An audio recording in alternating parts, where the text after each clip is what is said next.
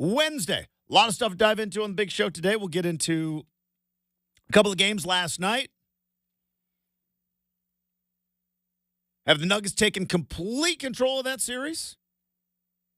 Because the Minnesota Timberwolves look a little bit shell-shocked. Just 15 points for Anthony Edwards in that game. The Knicks were hobbling back to Madison Square Garden only to, drop the hammer on the Indiana Pacers last night. It was 121-91. It wasn't even that close. No OG, no Julius Randle, no problem as the Knicks now take a lead in that series. And did you see the story, Brenden, of I want to talk to Tyson Alger about this. The Mariners fan, there was a Mariners fan that caught not one but two foul balls at T-Mobile Park. Now, this was not one in the second inning and one in the eighth inning. No. This was back-to-back. Back-to-back. Something that I would assume every sports fan covets this one thing, right? We all grew up, whether it was wanting our team to win a championship or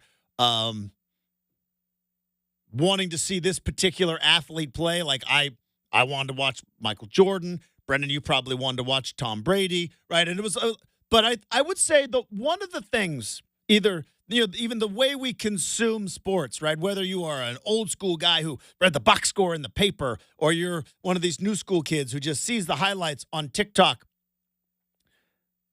I think a one through line in every sports fan is, man, I want to catch a foul ball at a Major League Baseball game. I think that's got to be like number one accomplishment in all of fandom. Number one accomplishment has got to be catching a foul ball or a home run ball. And I'm not talking about batting practice, which is fine. I'm not talking about minor league games. I've caught my fair share of foul balls at Civic Stadium and then at PK Park. I'm sure there's a lot of fans at Goss Stadium who've caught I'm talking about at a Major League Baseball game of a baseball that was actually in play at the time, not flipped to you from a first baseman or from a left fielder or from the little person that sits on the stool down the right and left field line. Not flipped to you, not gifted, but actual off the bat, right into your hand, foul ball. And this dude had the gall, I'll say it, the gall, catch two in a row. My entire life, I wanted to catch a foul ball at a Major League Baseball game. I wanted to catch a home run ball at a Major League Baseball game, so much so that when we were buying tickets as kids, I wasn't buying tickets. My parents were buying the tickets, but when our parents were buying tickets, did I care how close I was to the game? No. Hey, you want to sit behind home plate? No. Can't catch a foul ball. Are we going to be in a good foul ball spot? Because I want to catch. Never did. Never caught a foul ball at a game. Came close a handful of times. Brenden, summer of 1989, I was in Candlestick Park watching my beloved Atlanta Braves play the San Francisco Giants. It's probably where my hatred of the Giants started. The origin story of Justin's hatred of the San Francisco Giants. Because I was watching it. Dale Murphy, my favorite player, hit a foul ball. And it was coming. It was coming right towards me. At least it felt like it was coming right towards me. It was about 4 rows short. And Braves were not very good back then. So there were a lot of empty seats available. It was also Candlestick Park, which was a converted football stadium, right? It was one of the multi-use, multi-purpose stadiums. And I was going to hop over that row, and I was going to hop over the row in front, and some Giants fan grabbed the ball. And, of course, you do what you do when you grab a foul ball. Throws it up in the air and gives the, look at me. I hated that guy. I hated him. Now I was 9 years old. It's probably a misplaced anger and probably jealousy and envy, but, I hated that guy. I still remember his face. And I hope he knows if he's still alive. Because in 1989, a lot of things happened. I hated that guy. Anywho, that being said, we're going to talk to Tyson Alger coming up. But I want to start with this. We've got We got news with Oregon State and Washington State in college football. So I go to our expert Oregon State analyst and reporter. He is the founder and the head writer for BeaversEdge.com. Of course, that is our own super producer, Brenden. Brenden Slaughter, Beavers Edge. What's the latest on the CW? What do we got? So the CW, Justin, no longer just for your supernatural reruns. What about One Tree Hill? No more. No baby. more, just One Tree Hill. I mean, it'll still be there. I hope so. Shout out One Tree Hill. But no, we're adding sports, baby. No longer just live golf either. For all Oregon State and Washington State home games, as expected. We knew this was coming down the line. But but it's official, yeah. Yeah, official like a referee whistle, Justin. Say that 5 times fast. But no, yeah, all the home games are either going to be on CW or Fox. Believe all Oregon States minus the Civil War will be on CW, and then you got the Civil War on Fox or FS1. So, all considering for how easy it's going to be to find said channel in the short term, I'm happy. People want to make a lot of fun of this, and I understand that the internet is a very terrible place sometimes, and there's a fair share of Oregon fans that were throwing jabs left and right. I saw a little bit. I've seen some CW clips right popping up, but here's what's kind of embarrassing, because I understand why people want to make the CW jokes. You throw it out, it's like it's supernatural. It's One Tree Hill. It's was Riverdale? Was Riverdale on I'm CW? sure, yeah. Oh, yeah. But here's what's not so funny. CW is going to be much easier to find than the Pac-12 network, which is where a lot of Oregon State and Washington State games were last year. I mean, the fact of the matter is they got left behind by the conference and got to deal with the CW, and people want to throw jokes out there. But looking back at what it was, it is going to be so much easier to find Oregon State games as opposed to if you're not like in the region, right? Because they trained us. They trained us for years. Like, you want to watch Pac-12 Network, you have to have this particular cable package, or you have to have Dish. You can't have DirecTV, and blah blah blah. We've been trained. But if you were outside of the region and you were an Oregon State or Washington State grad or a fan or whatever, and you wanted to watch the games, and you were in Missouri, like, you were SOL. What is it? You were telling me 99% of households have the CW?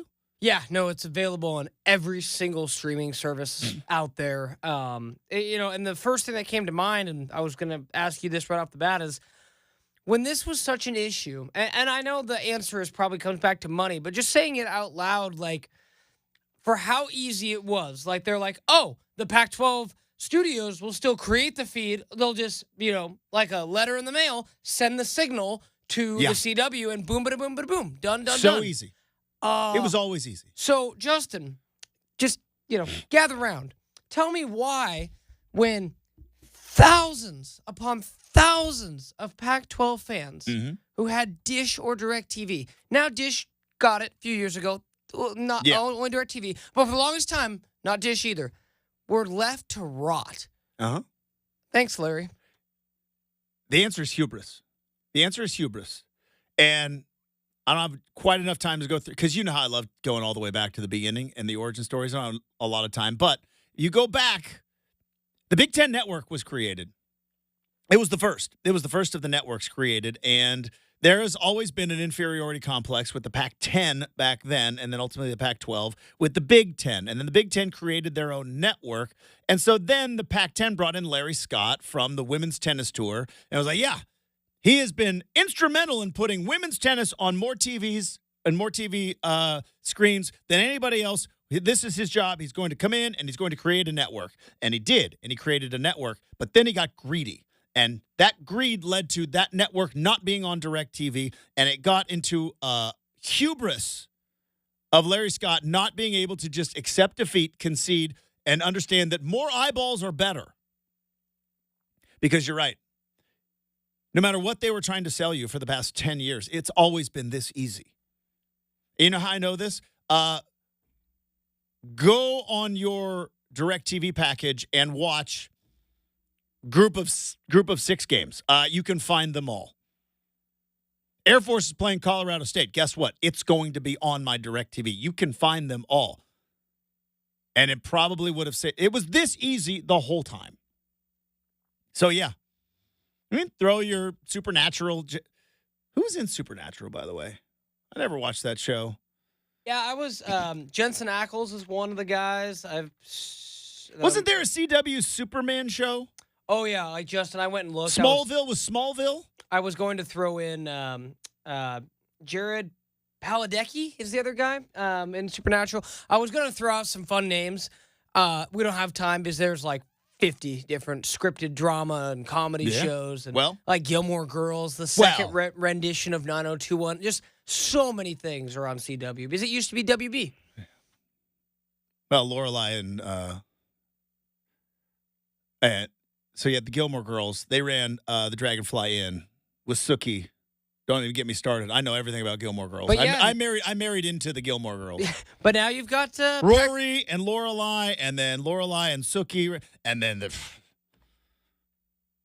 whole thing. Anyways, we're going to dive into that. That might come up and make or miss a little bit later. We're definitely going to talk to Tyson Alger about that. And we got some basketball to dive into. NFL schedule comes out later tonight. But before we get to all that, I do want to tell you once again about Oregon's home improvement experts. DeBella, specializing in roofing, siding, windows, bath renovations.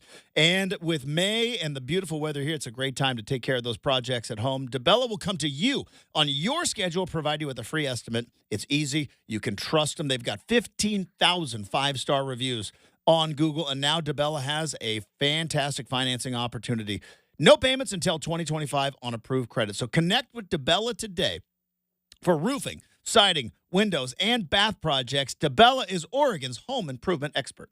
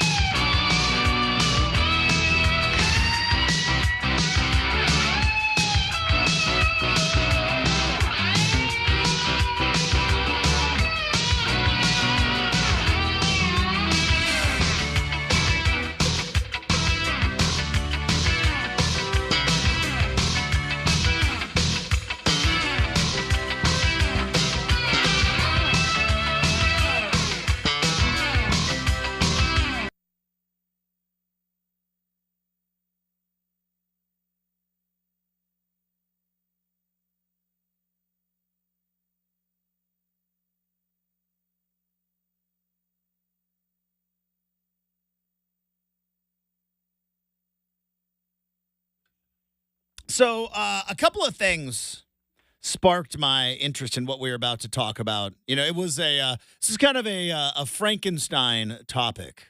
You make a little, take a little bit of that. I never watched Frankenstein. We reference it all the time. I think just as a society we say Frankenstein, but I can honestly say I've never seen Frankenstein. Have you? Like I know what Frankenstein's monster looks like. Also, I understand that the monster was not Frankenstein; the scientist was. But I never watched it. Did you ever watch Frankenstein? Yeah, like once. Yeah, never did. Watch Young Frankenstein. Hilarious. Anywho, the news came down yesterday. Jared Goff's going to get $212 million, which if you would have told me that 3 years ago, three years ago, that Jared Goff, the guy that just got replaced by a no-name quarterback in a playoff game against the Seahawks because Sean McVay has completely lost faith in him, even though he went to a Super Bowl. Like that guy's going to make $170 million guaranteed, $212 million deal over the next 4 years. And everybody's going to be like, yeah, that's about right. I would have thought we were all on drugs. But that's the going rate for quarterbacks now. And quarterbacks market has never been hotter. But in the NFL, you pay for your quarterback. You have to cut costs other places. So I was thinking about, just how much quarterbacks are making. And are they even at 170 guaranteed or whatever, 212 over 4 years, are they being underpaid? Because here's the other part of this I thought of. There is now an initiative in college football. I believe it's called Protect the Ball, which they are trying to settle these lawsuits. And it turns out athletes who were in college before NIL are now trying to rewrite history and are trying to backtrack and are trying to get money, and it's become a big cash grab. So the NCAA is trying to settle these lawsuits so they can ultimately put restrictions and regulations on NIL. But right now, there is no cap in college football. It is the highest paid players, and with you get the money. Like nobody has an NIL cap except for Boise State. Did you see that big dumb doofus at Boise State? Oh, we don't allow players to get NIL until after their freshman year. Okay, great. Good luck not having players. Good luck with that, coach. That's really dumb. Could you imagine? I understand when it wasn't a thing where players weren't getting paid and you didn't want to, cheat and put money under the table. But this is like saying, I know we can forward pass. It's in the rules now, but we're not going to forward pass until the second quarter. We just don't feel like it's proper. It's like, you're not going to allow NIL players to make NIL until after their freshman year. All right, great. Good luck having all those players who are worth a darn going elsewhere. But I had this thought. Brenden, what if all of sports, as crazy as it sounds, had the college football model, which is this: no contracts, no salary cap, transfer portal. You can go play anywhere at any time. You can rip up your contract. You can rip up your employment agreement, which is essentially what a scholarship is. And you can put yourself out on the open market for the highest bidder. What if all of sports was that way? Now, baseball kind of is that way, but yes, Shohei Ohtani gets $700 million. But Shohei Ohtani is now an employee of the Los Angeles Dodgers for the rest of his career. What if Shohei Ohtani could, year after year, go out and just put himself out on the open market? Or any player, for that matter, who is in the middle of a contract.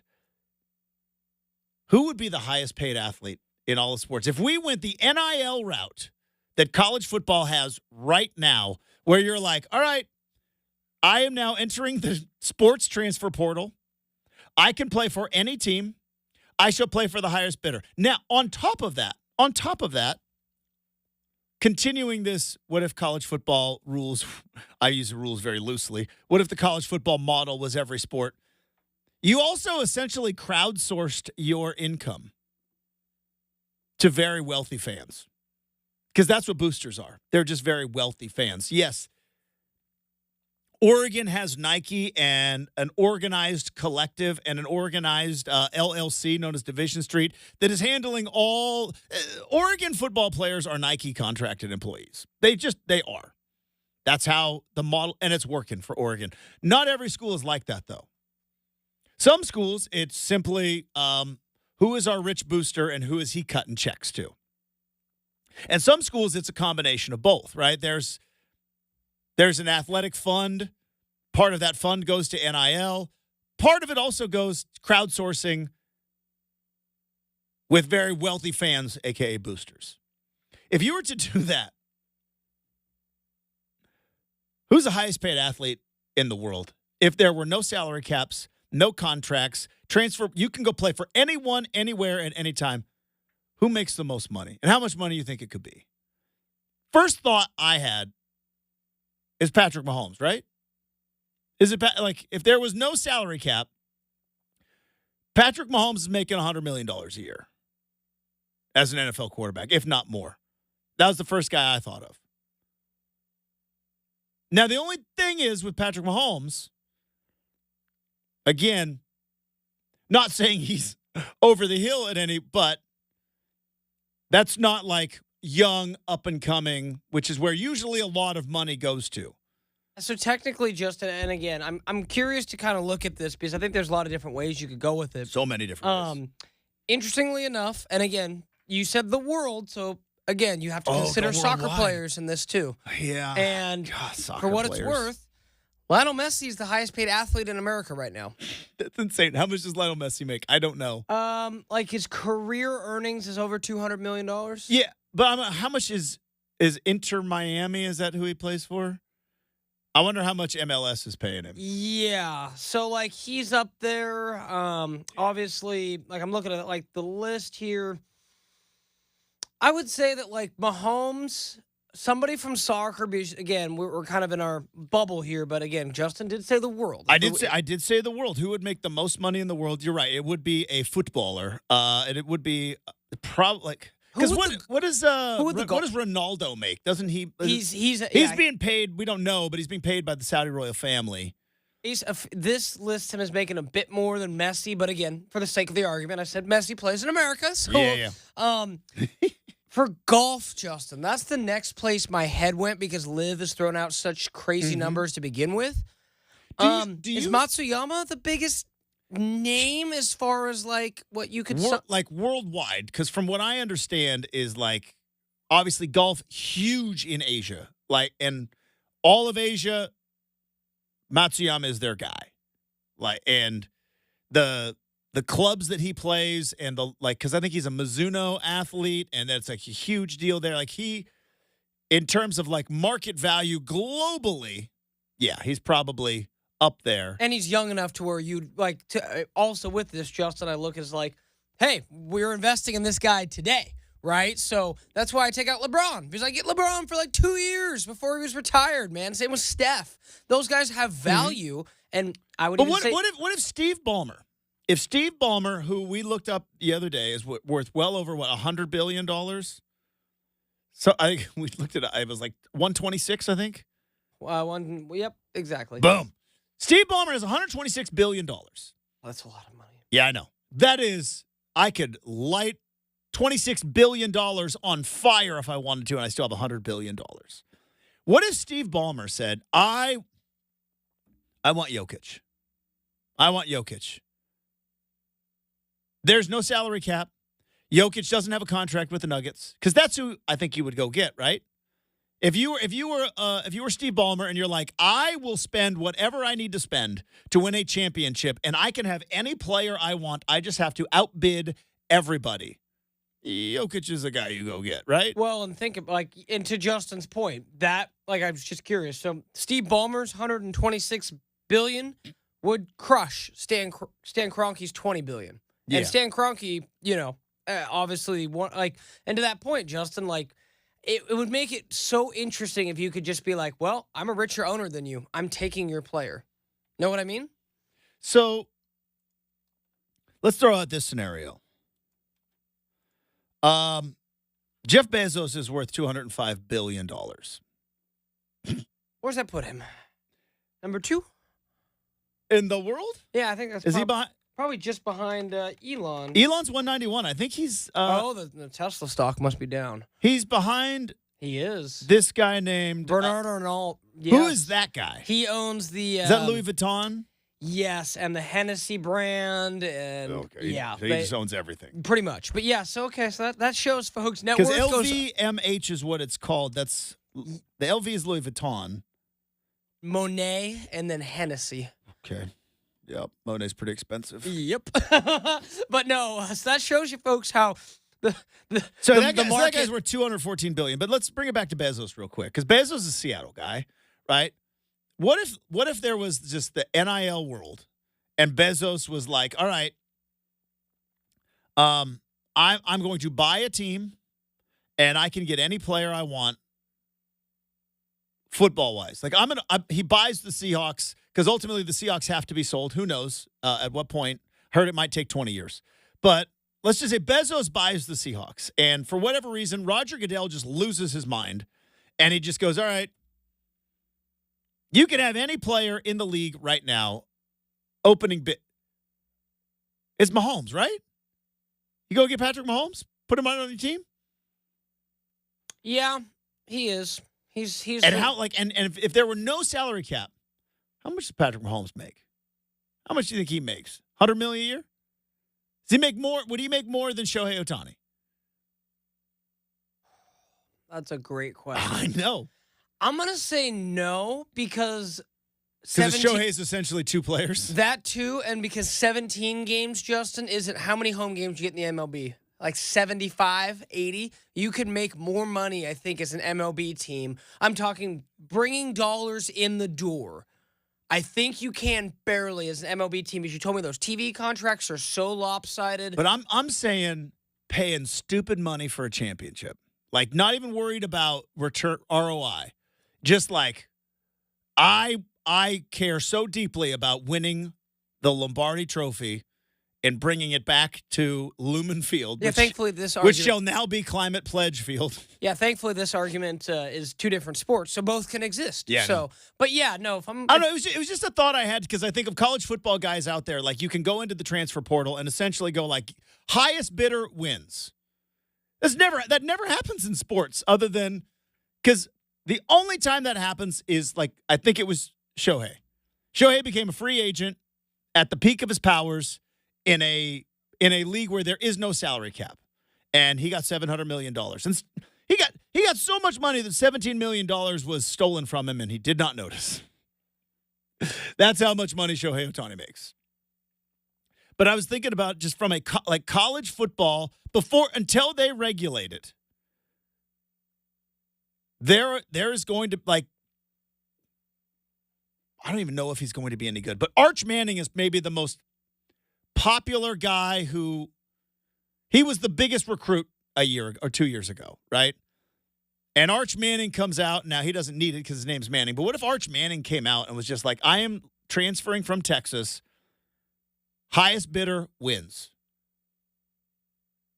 He's going to be making a lot of stupid money. Maybe not but I wonder, like, if the rest of the sports world, I think Mahomes would be one. Is there anybody in basketball that has a higher market value than Jokic right now? Maybe Giannis? Giannis could be in the mix. Again, I do think there are, for what it's worth, I do think, like, Jokic is that guy, but I think you could make a claim for, people who, I don't know if Jokic is anybody's favorite player who's not a Nuggets fan, if that makes sense. That's a good point. So it's like he's the best player in the world, bar none, and the best chance to win a championship, but he is not anywhere close to the most popular player in the NBA. That's still LeBron. Yeah, and I would say still Steph. Yeah, LeBron. If you're like most popular player, it's still LeBron and Steph right now. Yeah, not for long, but I think it still is. The next two in that mix for me would be a combination of Giannis, Anthony Edwards, and probably Embiid. Do you think, like, average Joe guy knows about Anthony Edwards now? I think so. I do. It's getting there. Maybe not, but I think so. And If again, they beat the Nuggets, it's going to be a different. Now, obviously, they're going to have to win 2 games in a row. But if they, I think his star definitely felt. That's what happens when you're compared to Michael Jordan. Your star falls a little bit. And Jokic pretty much said, "Hold my beer. I'm not ready to go back to Serbia yet." But yeah, I mean, NBA is a little bit different, right? I mean, I don't know that. And here's the other thing, Justin. Wouldn't it be funny to just do that and then still sign a player to $1 billion contract and still have him demand a trade? Yeah, I know. That's what I'm saying. That's what they're doing in college football now. It's like, hey, here's $2 million to come play quarterback. And it's like, I'm leaving next year. I'm in the transfer portal. And all that money that you gave me, hate to tell you, I spent it. It's gone. You don't get it back. It's not a sustainable business model, what's going on in college football. It's only working because of passion, because there is so much passion for college football, but it is not a sustainable business model. After Mahomes, who's next on the list in football? Guy would get the most money. Is it Joe Burrow?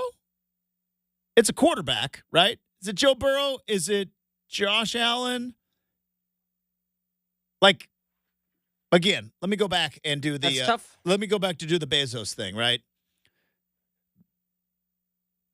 Or let's say finally they let Jerry Jones buy whoever he wants, right? Jerry Jones, I need to get the Cowboys back to glory before I die, and Patrick Mahomes goes, "Oh, thanks, no thanks," and he says, "I'm staying in Kansas City." If you could go and get anybody in the NFL to come play for your team, money is not an object. You can break. They essentially they got the mid-level exception. They just go, all right, one player gets exempt from the salary cap, and you can go get them, and contracts are ripped. I think it might be Joe Burrow. Daniel Jones? No, it's definitely not Daniel Jones. No, it's Joe Burrow, Josh Allen, right? Joe Burrow, Josh Allen, Justin Herbert. I love Herbie. I don't think he's at that level yet. I hope he gets there. But again, I don't think he's at that level yet. You're talking about problems, I think, that are not him, right? I think you 100%. I think you could. And again, there's an argument either way.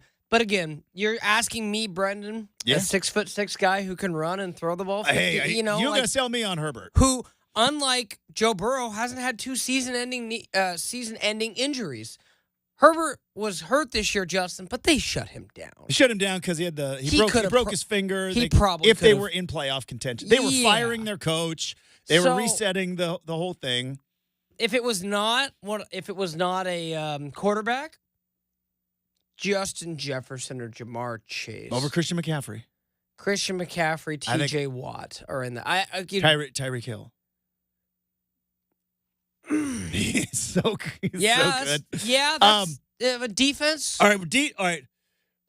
Defense is tough. I said T.J. Watt, maybe. Micah Parsons. Oh, I'd sign Micah Parsons to such a deal. I have to take because again, we're talking. It's not show friends, it's show business, and you have to take emotion out of the door when we're talking about money.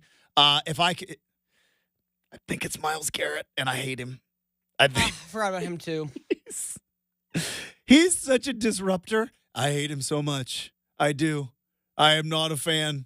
A, because he plays for the Browns and he just crushes my team, and he tried to kill Mason Rudolph. Now, I don't know why I'm sticking up for Mason Rudolph. He really hasn't done much for the Steelers either. But that being said, wouldn't it be nuts if just Roger Goodell came in and was like, all right, NIL, no salary caps, no contracts. NIL world is who would have the most money? Would it be the Cowboys? In the NFL? Who would have the most money to throw around? If you count both ownership and fan base. Probably the Cowboys, right? No, well, technically, strip everything else away, it would be the Broncos. The Waltons and their Walmart money. I forgot about the Walmart. The Waltons and their Walmart. Oh, the Walmart peeps could buy so many players. $80 billion, Justin. They're worth triple that of the next closest family. So I forgot about the Waltons. Shout out Walmart, man. Everyone listening, you've shopped there at least once. You need some cheap stuff fast. They have it taken care of. All right. Coming up, getting out of make-believe world and back into the real world. 2 games last night, and some series are taking shape. More games coming up tonight. And they're already trying to ship Donovan Mitchell out of Cleveland.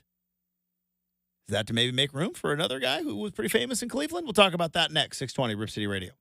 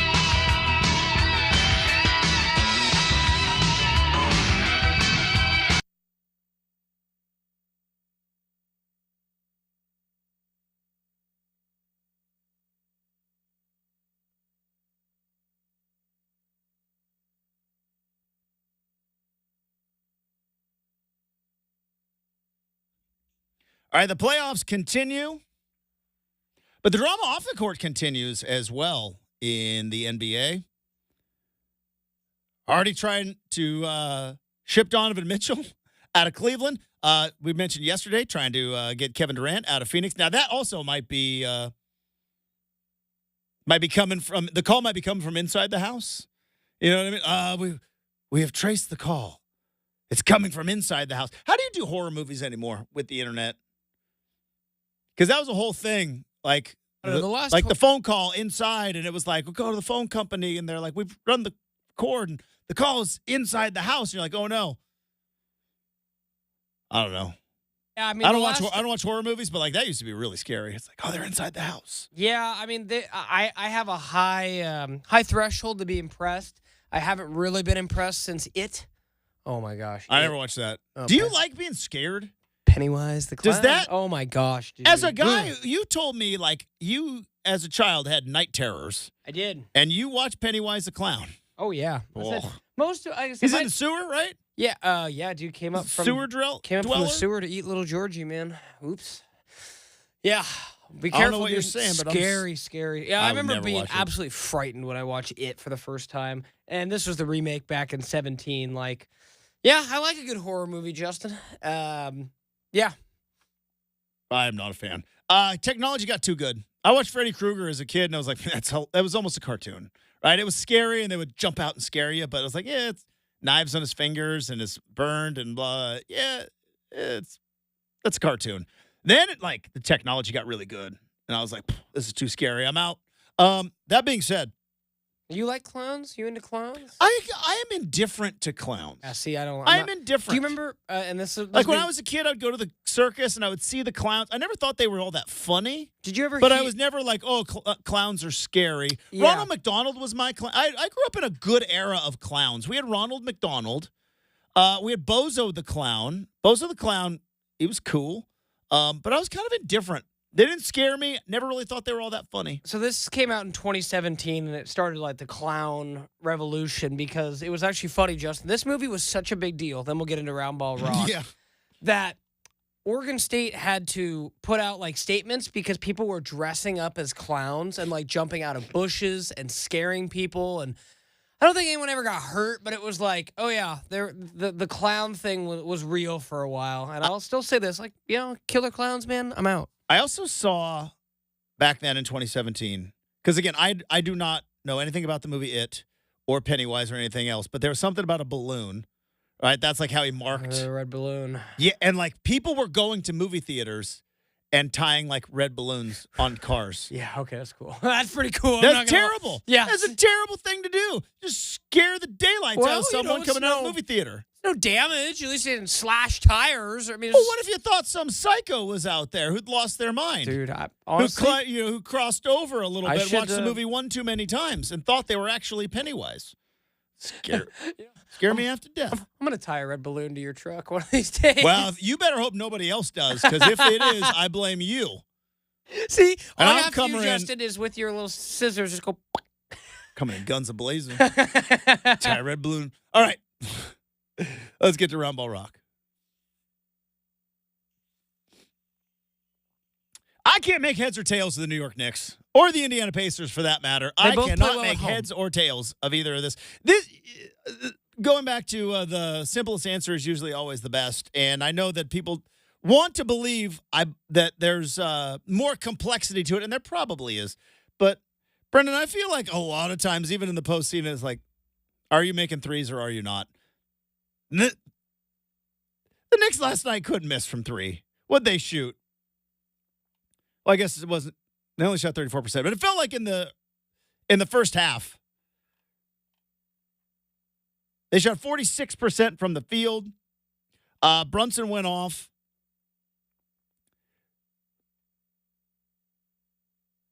Tyrese Halliburton just 13 points. That one didn't help.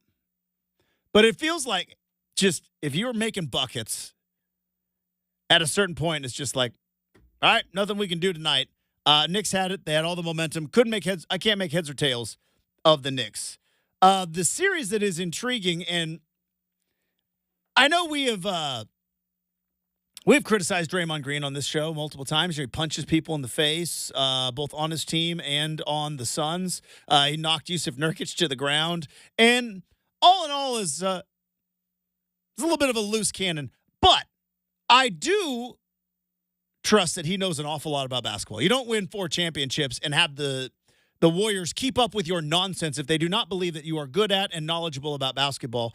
And when I see a guy who played and won 4 championships go on TV, not a reporter, not a hot take guy like me, but an actual player who's currently playing in the league who's like, yeah, the Wolves have lost their mojo. They don't believe anymore.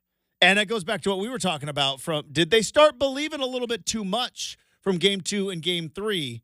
And it sounds like a cliche, but sometimes there's a reason why cliches exist. It's because they are true.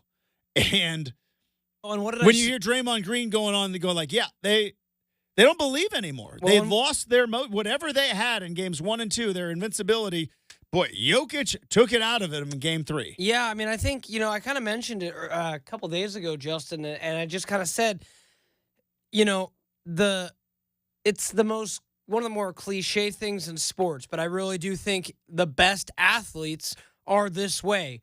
Jordan, LeBron can be, but, it kind of go like not getting too high or too low, staying consistent all the time. Yes. And this reeks of what I said earlier in the week where I said, Timberwolves outside of Rudy Gobert have zero, zilch, nada playoff experience. A little bit from Mike Conley, a little bit from, That's about it. But yeah, like there's just not much. What is, like Mike Conley, like I like him. Good player. He was in the Greg Oden draft. Should tell you how old he is. Yeah, and Memphis and Utah, he old. A couple of second rounders. Yeah, he's old. But again, still effective for them this year. Was a key cog. I won't deny that. But again, we're talking championship.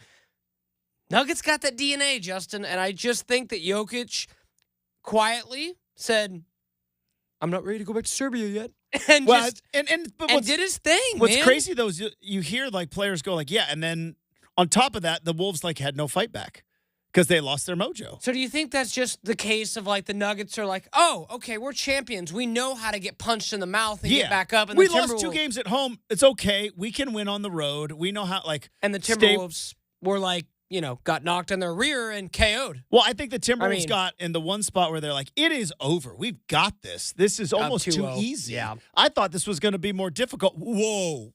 What happened in game 3? You were ready to cook the Nuggets. I was. Ready, that's why everybody else. That's why I am here and not like a coach or a GM somewhere. Also a multitude of other reasons. Real quick, you got 20 seconds. I want to ask you this. Cleveland plays the Celtics tonight. I think Donovan Mitchell is not going to be playing. LeVert also not going to be playing. The Celtics are going to win this game tonight. They're 14.5-point favorites. Is this the last game Donovan Mitchell plays for the Cleveland Cavaliers? No. All right, more on that maybe coming up a little bit later on in the program. Hour 2 is next, 620 Rip City Radio.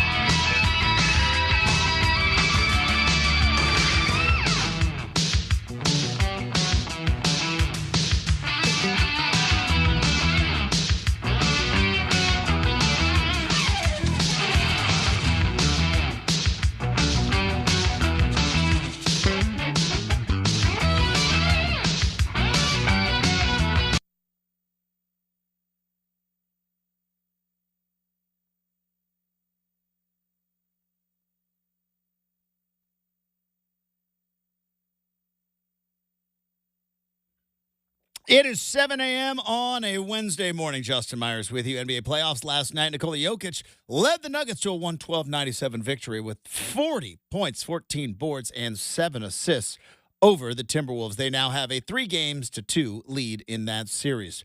Blowouts continue in the Knicks-Pacers series as New York cruises to a 121-91 win behind 44 points from Jalen Brunson. And later on this evening, the NFL will release its full schedule. We know that the season will start with the Ravens taking on the Kansas City Chiefs on Thursday Night Football. First Monday night game is going to feature the New York Jets at San Francisco. Full schedule released later this evening. Later on in the show, friend of the program, Tyson Alger from the I-5 corridor is going to be joining us. But hour number 2 of Rip City Mornings, it starts right now on 620 Rip City Radio.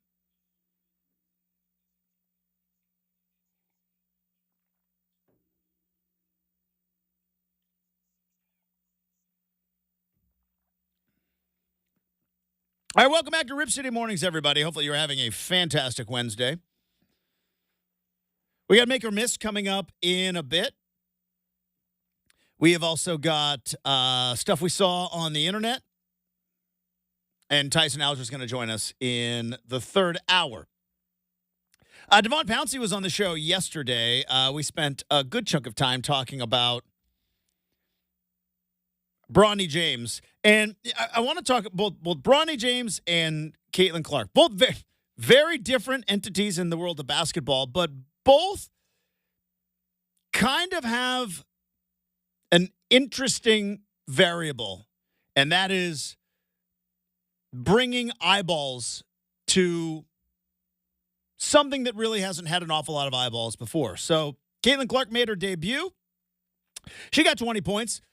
Also had 10 turnovers. They lost, but I think it was 100 credentialed media members? You said, Brenden, at the in the is it the Connecticut Sun, I believe? Yes, I believe that was the number I heard.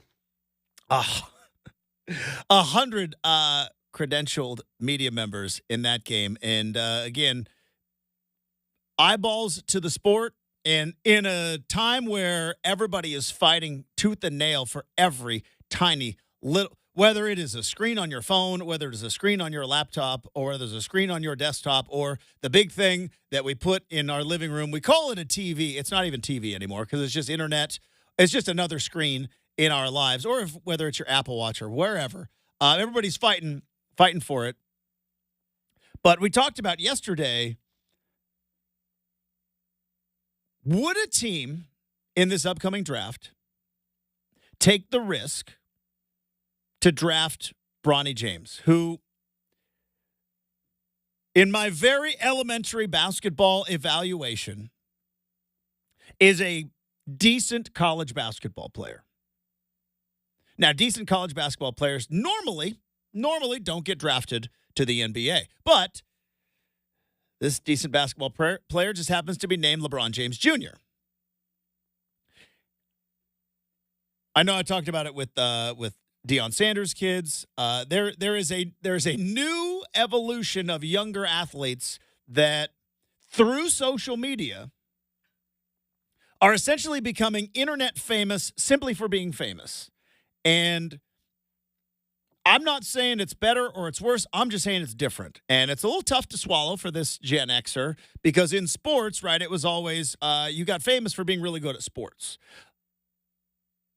Bronny James isn't famous because he's exceptional at basketball. There are hundreds of guys who averaged 4 points a game in college basketball in 20-some minutes per game and did not make the tournament this year, and you have never heard of any of them. Zero, zilch, none, nada. You have heard of none of them. He's famous because his dad is LeBron James and is the great superstar of a generation, right?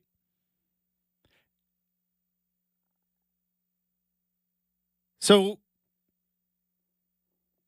I asked Pounce yesterday and talked to Brenden again today.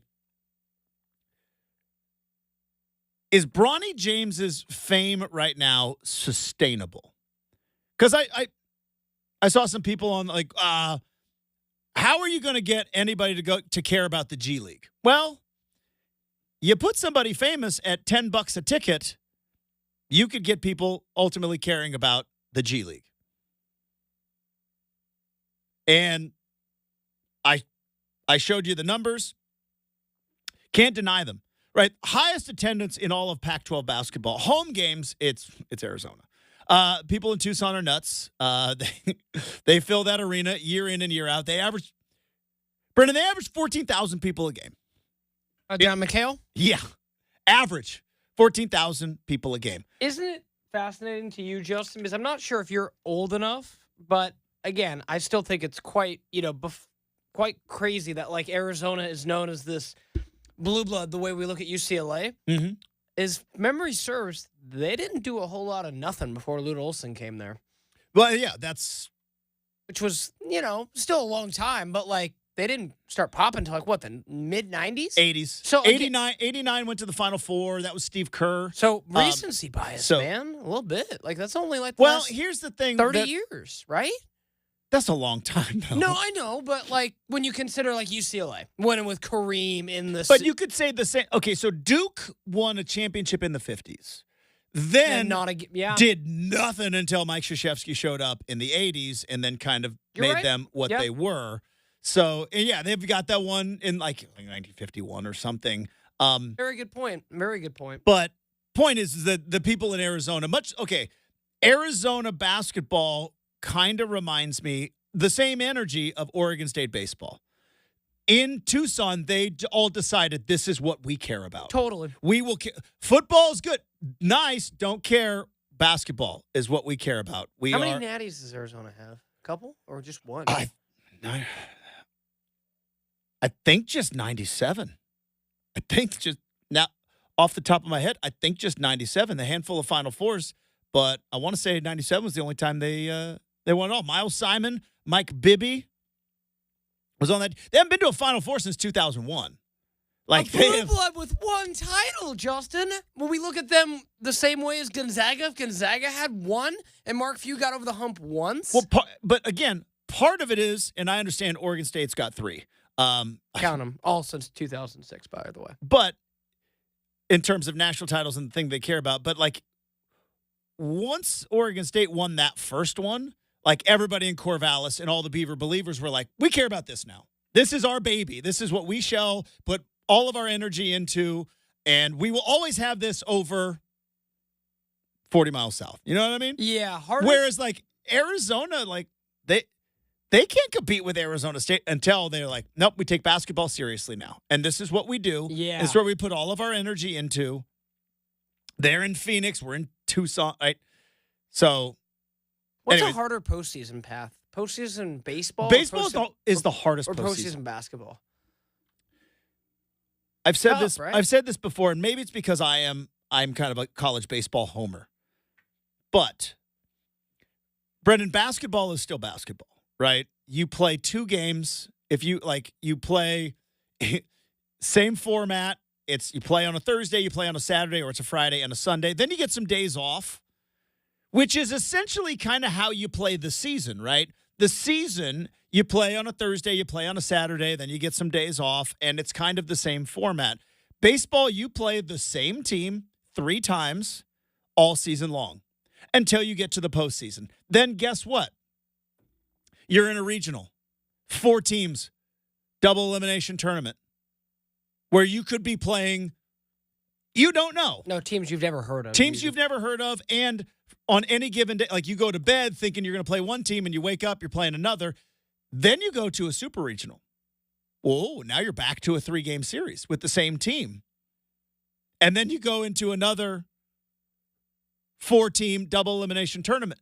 Then you go back. Like, it's a different format than football, you play once a week. Boom. Postseason, guess what? You're going to play once a week. Baseball, you go and you play 3-game series. Then you get to the postseason, and it's like, yeah, now we're in a tournament, which is different. It eats pitching up. You get into a double elimination funk. You have a bad day. Right? You go into the super regional and you lose game 1. You don't change your pitching. You lose game 1 of a regional. Well, now you got double elimination. Now you got more games, and your pitching might run out. It changed. I still think baseball. You've convinced me. I think baseball is so hard. Anyways, what were we talking about? Bronny James. Anyway, USC brought in 9,000 people a game on average. Road attendance. Not even Arizona could top that. Arizona and UCLA were the only teams that were close. USC, who I think finished third to last in the Pac-12 this year, led the league in road attendance. Now, that's Pac-12 basketball. That's something that people care about. And this is not a knock to the G League and definitely not a knock to the Rip City Remix, but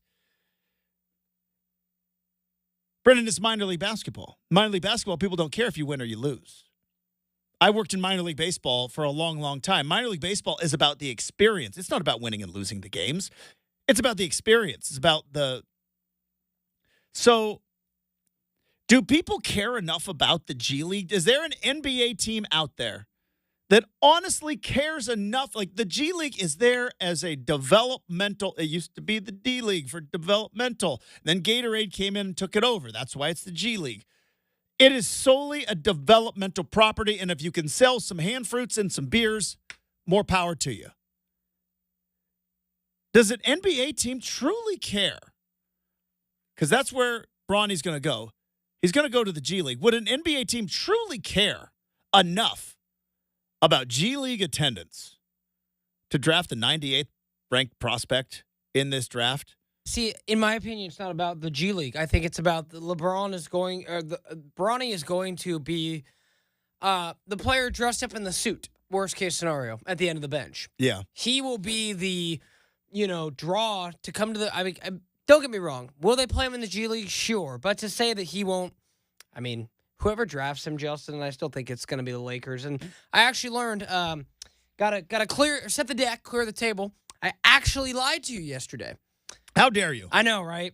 Every now and again, get one wrong. But the Lakers, because of the intricacies of the Anthony Davis trade, Justin, the Pelicans, who own the Lakers pick this year, can go, yeah, no, you can have that. We want it next year instead. And as you told, next year's draft is whoosh. So the Pelicans just going to go, yeah, go ahead and have that pick, Lakers. So 17 and 55. They potentially. Yes. We don't know. So I believe I saw yesterday the Pelicans. Well, it's like, if you're the Pelicans, do you think the Lakers are going to be good next year? Because if you think the Lakers are going to be good next year, you take that 17th pick, or else you're going to be picking in the 20s. Yeah, or you think that LeBron's leaving. Yeah, right. And then you say no, thank you. So and then LeBron.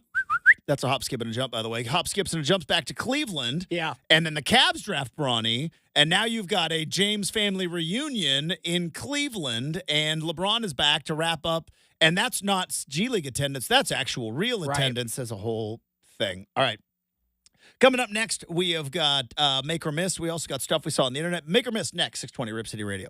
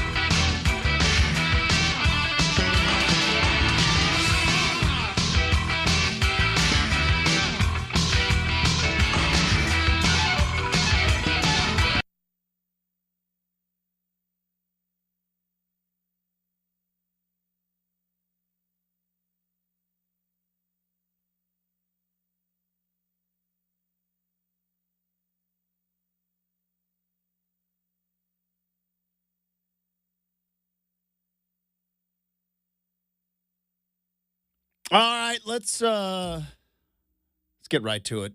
Coming up in an hour from now. Sorry, I was distracted by the intro music. I'm not supposed to be, but I get distracted by the intro music sometimes. I get a little fired up. Sorry to YouTube. You can't hear it, but it's awesome. To the radio listeners, you get it. You're bobbing along. But coming up in an hour from now, Tyson Alger is going to join the program. Do you think he's ever caught a foul ball?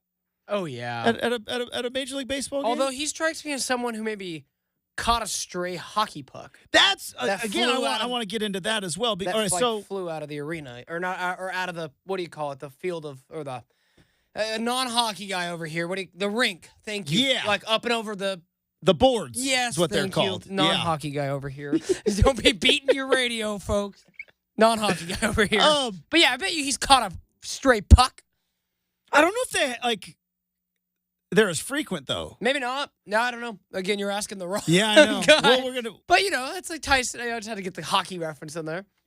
What do you. Oh, the reason we brought that up is because there's a guy at the Mariner game 2 days ago. Caught back-to-back foul balls. Back-to-back foul ball. Like, go buy a lottery ticket right now. Yeah, I would not be Back-to-back that. foul balls. I'm going to a Mariner game this summer. I will not be that lucky, Justin. Plus, I'm also behind home plate, so that won't happen. They always say, well, look at you. Well, upper deck. Big. Home plate. Oh, okay. Yeah, upper deck. You can catch him behind home plate upper deck. Okay, well, then That's there you actually go. a pretty good. That's actually a pretty good spot.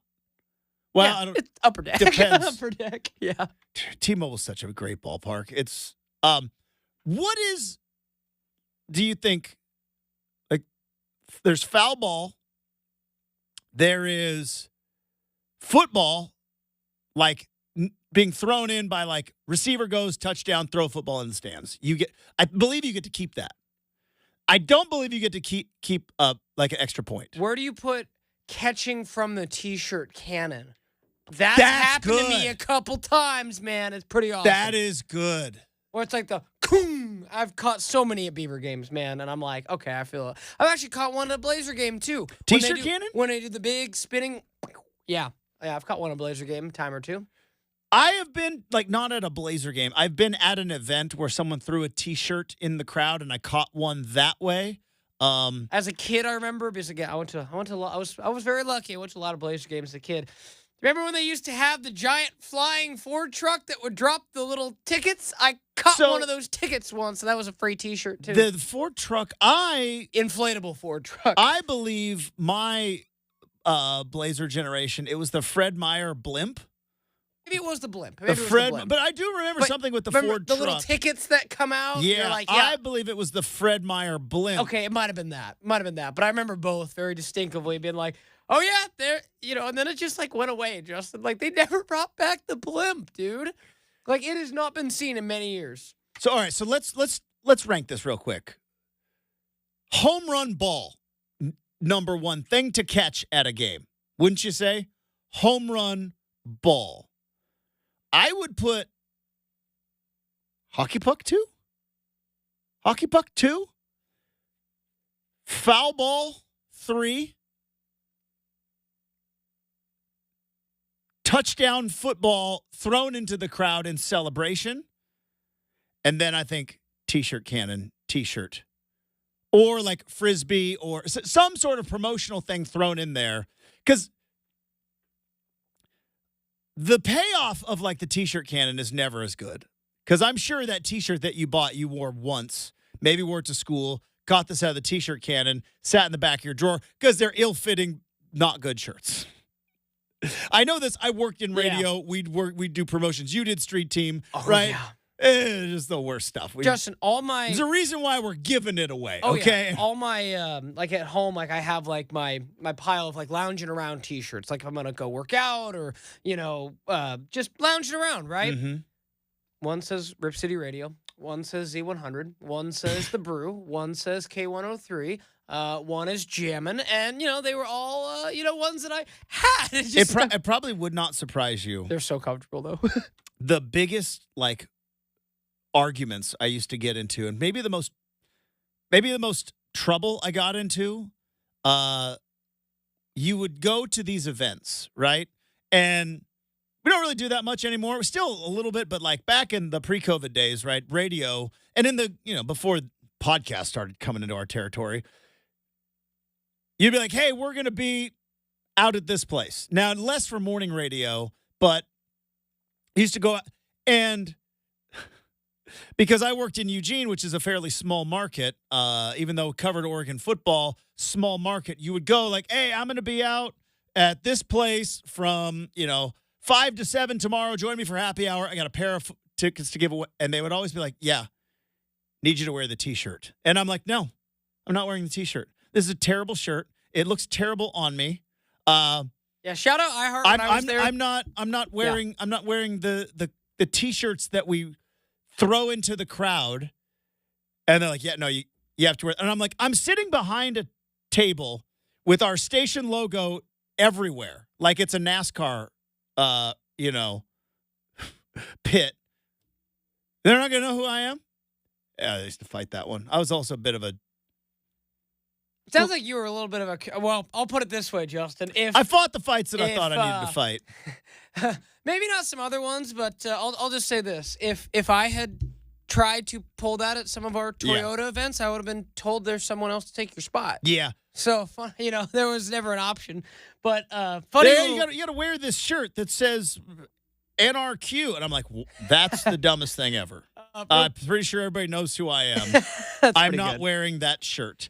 And then, like, one time they made me wear the shirt, and then I was like, all right, but it's cold out here, so I put a coat on. Yeah. That was a fight. Yeah, I bet. I'm a fighter. Quick Google before we open up Make or Miss, Justin. I found I can neither confirm nor deny, but I have pretty good evidence to confirm. So it was about 10 years ago. The last to come was so that you're right. Originally it was the Ford or the Fred Meyer Blimp. Fred Meyer Blimp. Then it went to the Ford truck. During the 14-15 season, the Ford truck crashed into the stands. I remember that was on like SportsCenter. Yeah, and they have not brought it back since. So I wonder if has time healed enough? No, did a fan get hurt? I don't know, but if a fan got hurt, maybe there was a lawsuit. Thoughts and prayers if a fan ever got hurt. Just a thought. There's a big inflatable Ford truck, though. It wasn't like a. Justin, you are married to a lawyer. Hey, if a giant inflatable truck hits me, that might be a lawsuit. Tell me I'm wrong. There would be. Exactly. But no, so I don't know, but I think. Take this with the spirit it's intended. I definitely know if it hit you, Brenden Slaughter, there would be legal action.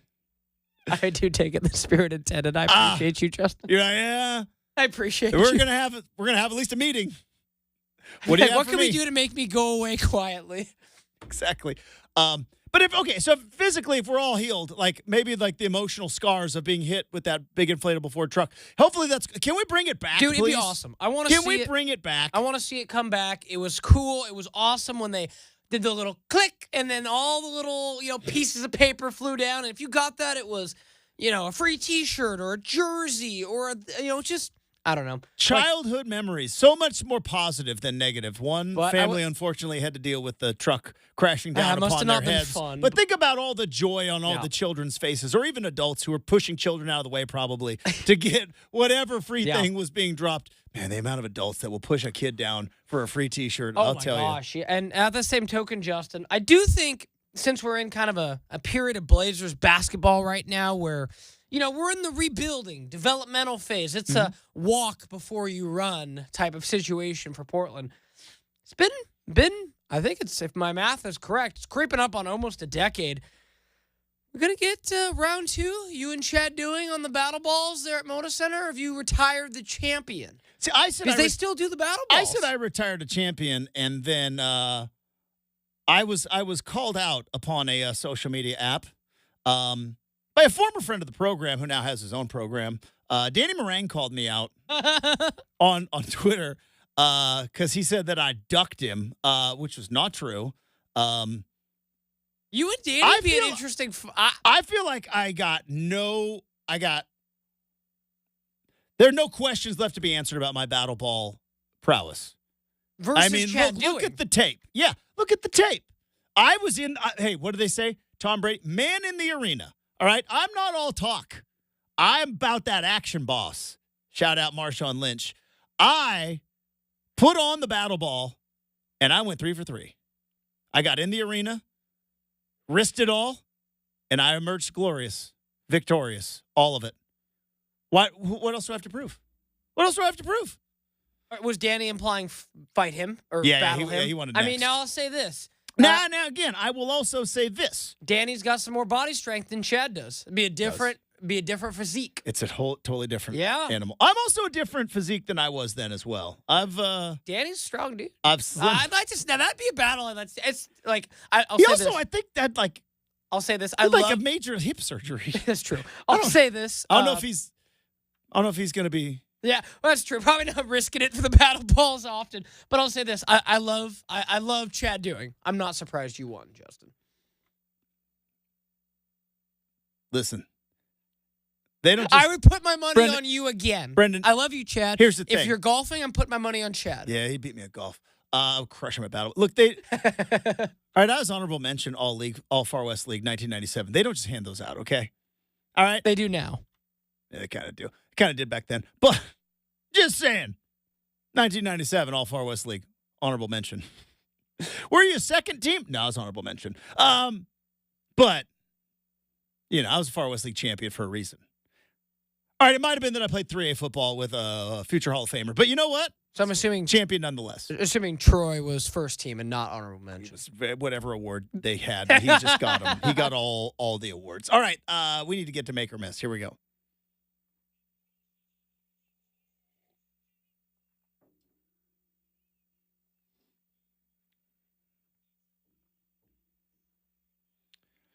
Do they do stuff like that at the Beaver games? Like promotions? Yeah. What do you think you would be good at? Oh, like, yeah. obviously, they don't do battle balls. Yeah, like, it's like whoever can throw the football into the like net better, and you get like, gosh, I mean, I don't think it's every game, but like 2 or 3 times a year, it's whoever wins that gets, I think you get like the keys to a Toyota. I mean, Beavers are sponsored by Toyota too. So. They used to have at Autzen a long time ago a punting contest where if you punted into the bed of a truck, you had to punt a football like 30 yards. But then, like, I remember poor Don Essig, stadium announcer Don Essig, he had to read out all the rules, and it was like, you can't bounce it in. If it goes in and bounces out, you don't win. It has to go in the air, in the truck bed. Nobody ever won. Nobody ever won that truck. I'm pretty sure there was a trampoline in the back of that truck. That was one I vividly remember. Have you seen? I'm maybe a silly question, but I'm assuming you've seen semi-pro Will Ferrell. 100%. When they do the half-court shot, yeah, $1 million. Brought to you by Bavaria. And Will Ferrell's like, we just did that because we had no idea how we were gonna pay for it, kind of a thing. Like, you know how many arenas are like that, where like the Toyota people are like, maybe give away 1 car a year with the half-court shot. You know what I mean? Well, the Bulls, like the Chicago Bulls, famously tried to not give a guy $1 million. Oh, really? Guy shot, same as the semi-pro.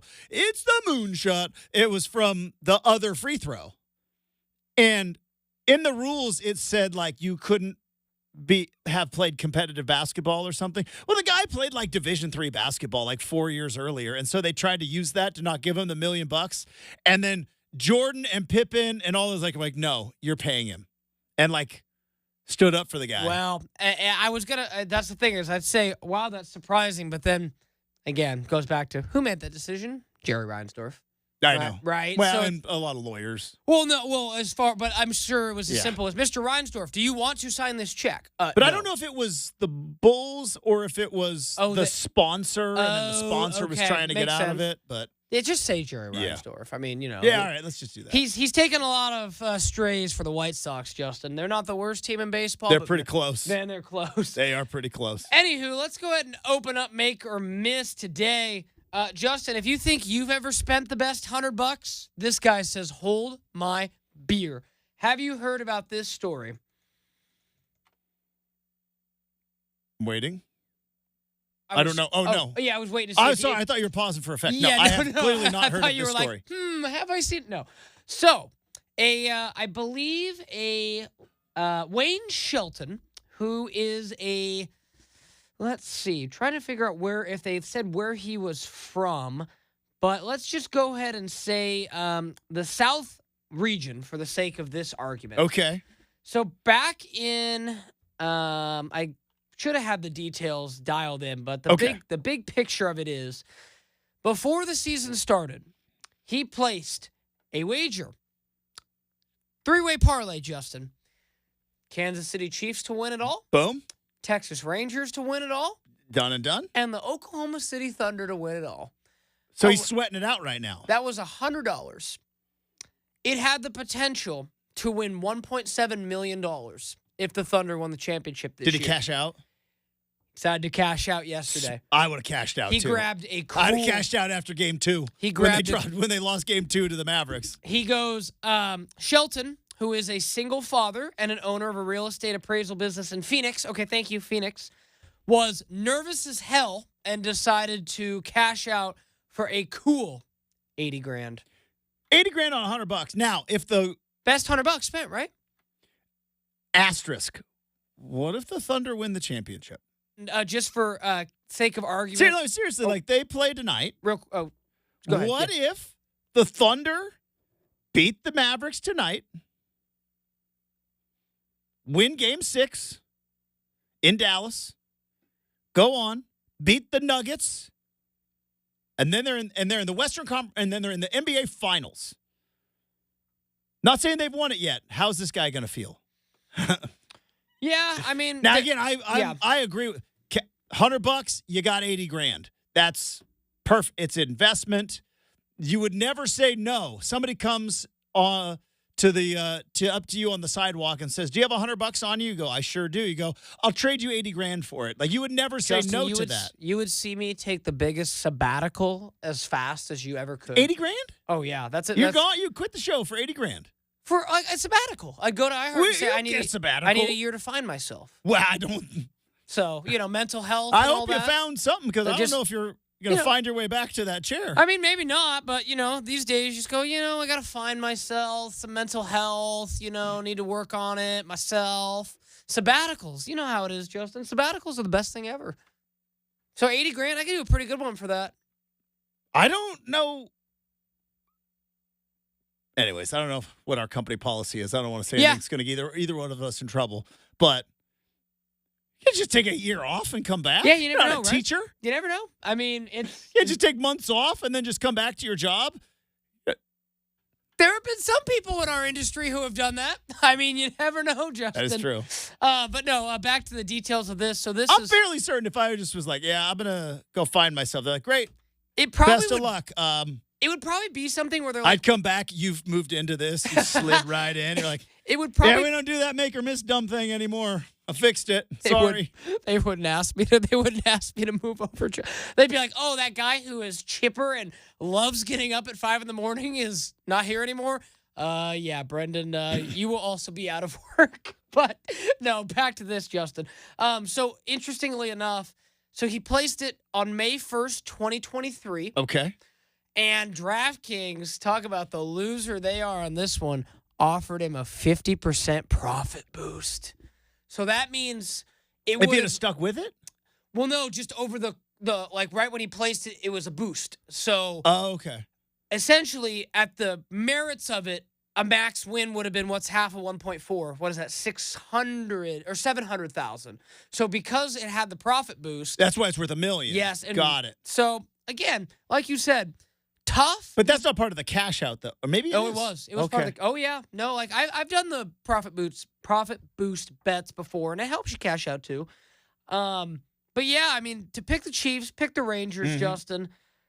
I mean, if it was May, that means he picked the Rangers, what, 4 months before they won? Picked the Chiefs 6 months before they won. Yeah. The Thunder was a shot in the freaking dark. Like, you knew the Thunder had to have been the biggest odds by far. Yeah, right? It would make sense. Because preseason. I don't know. They might. Preseason. I don't know about the Rangers, though. The Chiefs, definitely. I don't know about the Rangers going into the season. And it was May, so it was like middle of the the first third of the season.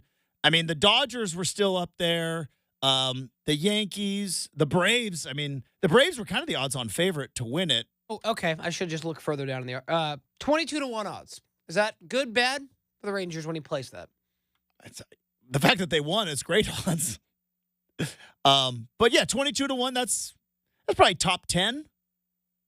So yes, $100 was what he could max on it to, Justin, and said He said he saw potential in the Oklahoma City Thunder last year. All right. Well, I see potential coming up next as we wrap up hour number 2 with stuff we saw on the internet on 620 Rip City Radio.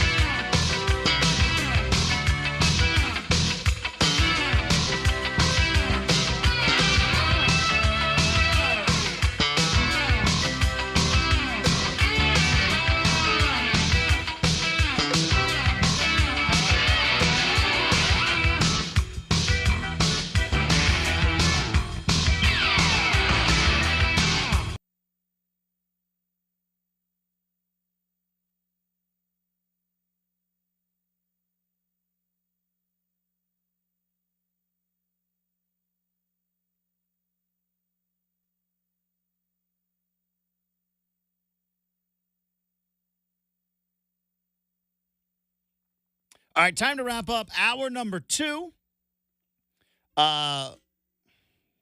Learned some stuff during the break. We have I'm going to still call him a friend of the program, even though he may work for another program right now.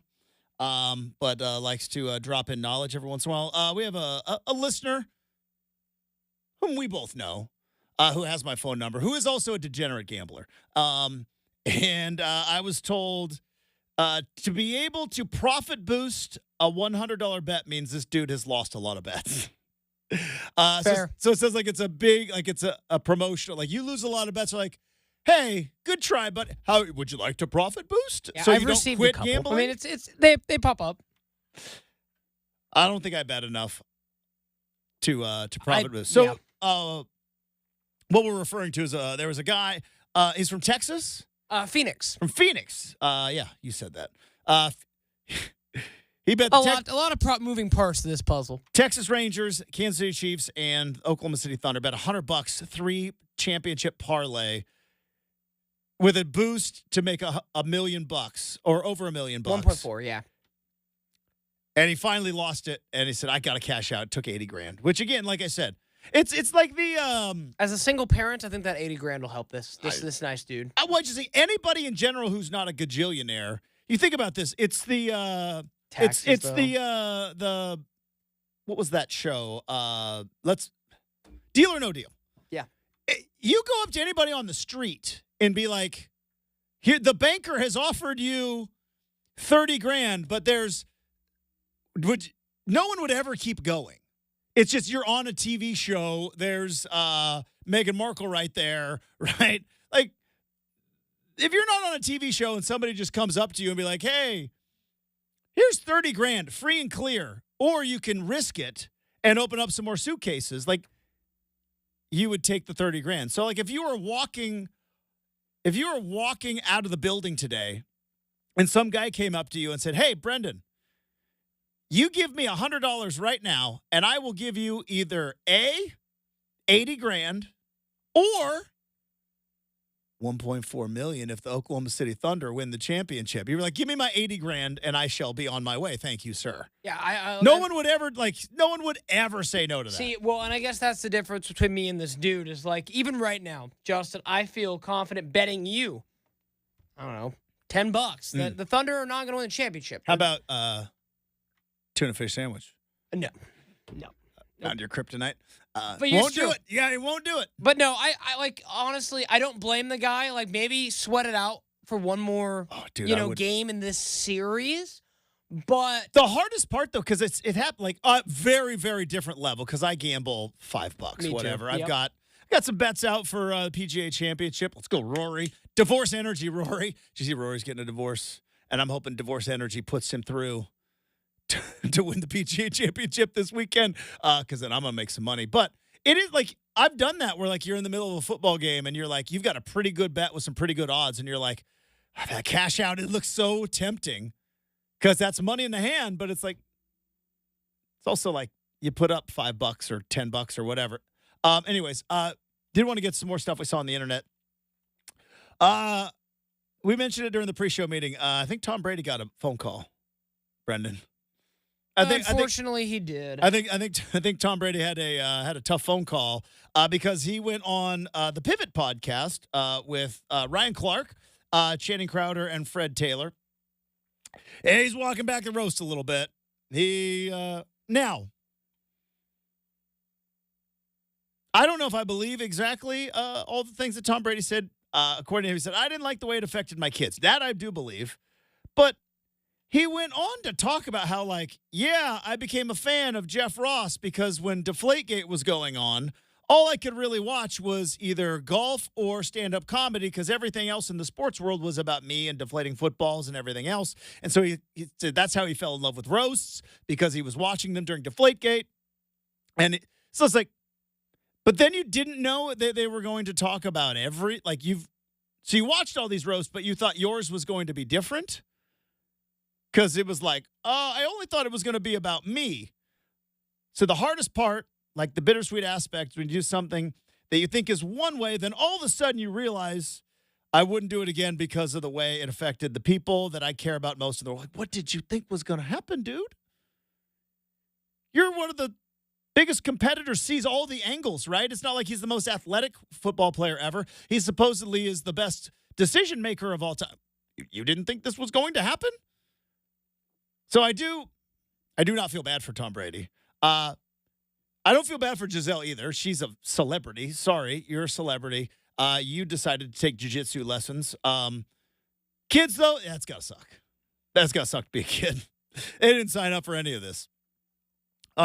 I think it just kind of I think very much like Brawny. I mean, it just kind of comes with the territory of your dad being Tom Brady. Like you said yourself, I think his youngest kid is probably like 10. So, you can. I do feel that, yeah, it's pluses and minuses, right? You also live in a very large house and you shall not want financially your entire life. But also, ever. That's going to suck. It's like, dude, Dad, I'm just trying to watch Netflix. Can you imagine, like, Tom Brady's kid? It just, like, turns like, what's, like, a show on Netflix? Like, he just wants to watch Outer Banks or something. You know what I mean? Like, I'm just trying to watch Outer Banks. And it's like, what? Anyways. One more Tom Brady thing. Sure. I'm always fascinated. I'm not a memorabilia guy. I don't, it's not my thing. If it is your thing, great. However you want to connect to sports, great. I'm not a memorabilia guy. But I saw that opening bid right now, $10,000 for Tom Brady's football pants. They were the Tampa Bay Buccaneers 2023 NFC wildcard game against the Dallas Cowboys, which Brenden knows this because he's a Tom Brady superfan. That is the last time Tom Brady ever put on football pants. Those pants are now up for bid. Boy, is he hard up for money? Did this roast? Did he lose more crypto than I thought? Or maybe some equipment guy got the pants and decided to take them. I don't think he has these. I wonder who got those pants. But anyways, I'm sure he has the jersey. But let me ask you, Joe, if you're super rich. $10K opening bid. Tom Brady pants. If you're super rich and money was no object, would you pay for something like real game worn? Like I'm talking like a Brady Super Bowl jersey. Or would you go for like a baseball card like Honus Wagner? If just money was no object, what would you? And I know you just said you're not a memorabilia guy. Say money was no object and you wanted a cool piece of memorabilia. Would you buy like something someone wore, or would you buy like a trading card or something like a poster signed or, something like that? Michael Jordan, Ken Griffey Jr., or Tiger Woods. Something like if I could get a Tiger Woods club. Yeah. That would be, if money was no object, that would be I'm with you. Could you imagine walking in and like, Tiger played with this? Tiger Woods putter right there. Like if you're just like, oh yeah, he won Augusta with this in 19. Like, whew, man.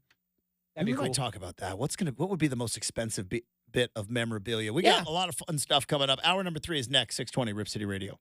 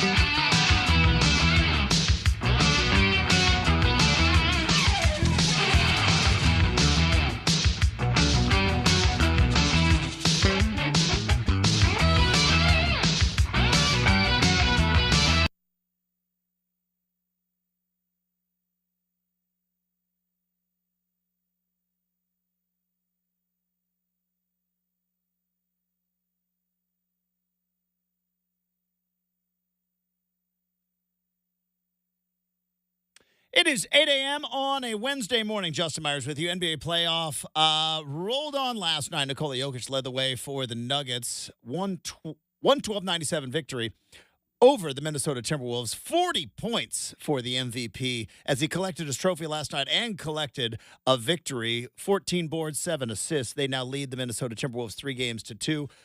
Knicks take down the Pacers as they cruise to a 121-91 victory behind Jalen Brunson's 44 points. Later on this afternoon or this evening, the NFL is going to announce their entire football schedule. Season will open up on a Thursday night with the Kansas City Chiefs raising yet another banner as they'll be taking on the Baltimore Ravens. Just announced, which we shall talk about here in the next couple of minutes, Netflix is finalizing a deal to acquire exclusive rights to stream both NFL Christmas Day games this upcoming season. More on that, plus Tyson Alger here in hour number 3, 620 Rip City Radio.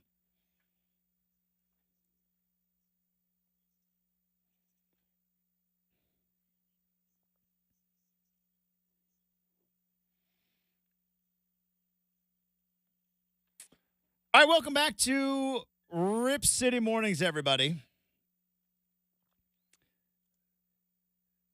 This feels like breaking news. And I'm trying to make sure this is not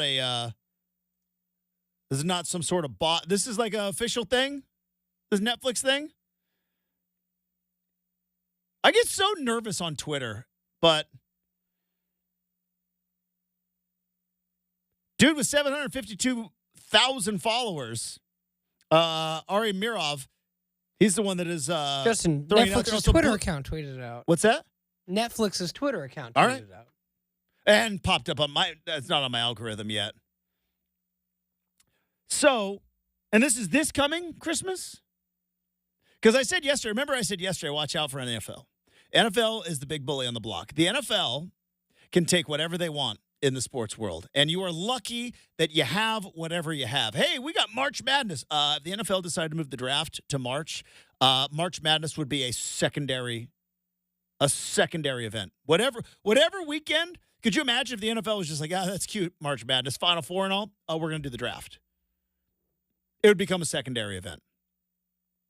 And for years and years and years, NBA had Christmas. Christmas was the big game. It was the big rollout.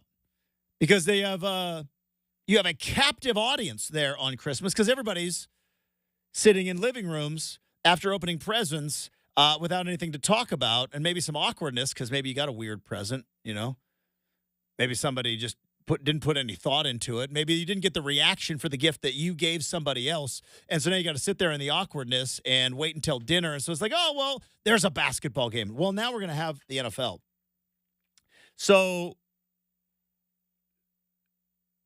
Netflix is going to have both games. $150 million per game.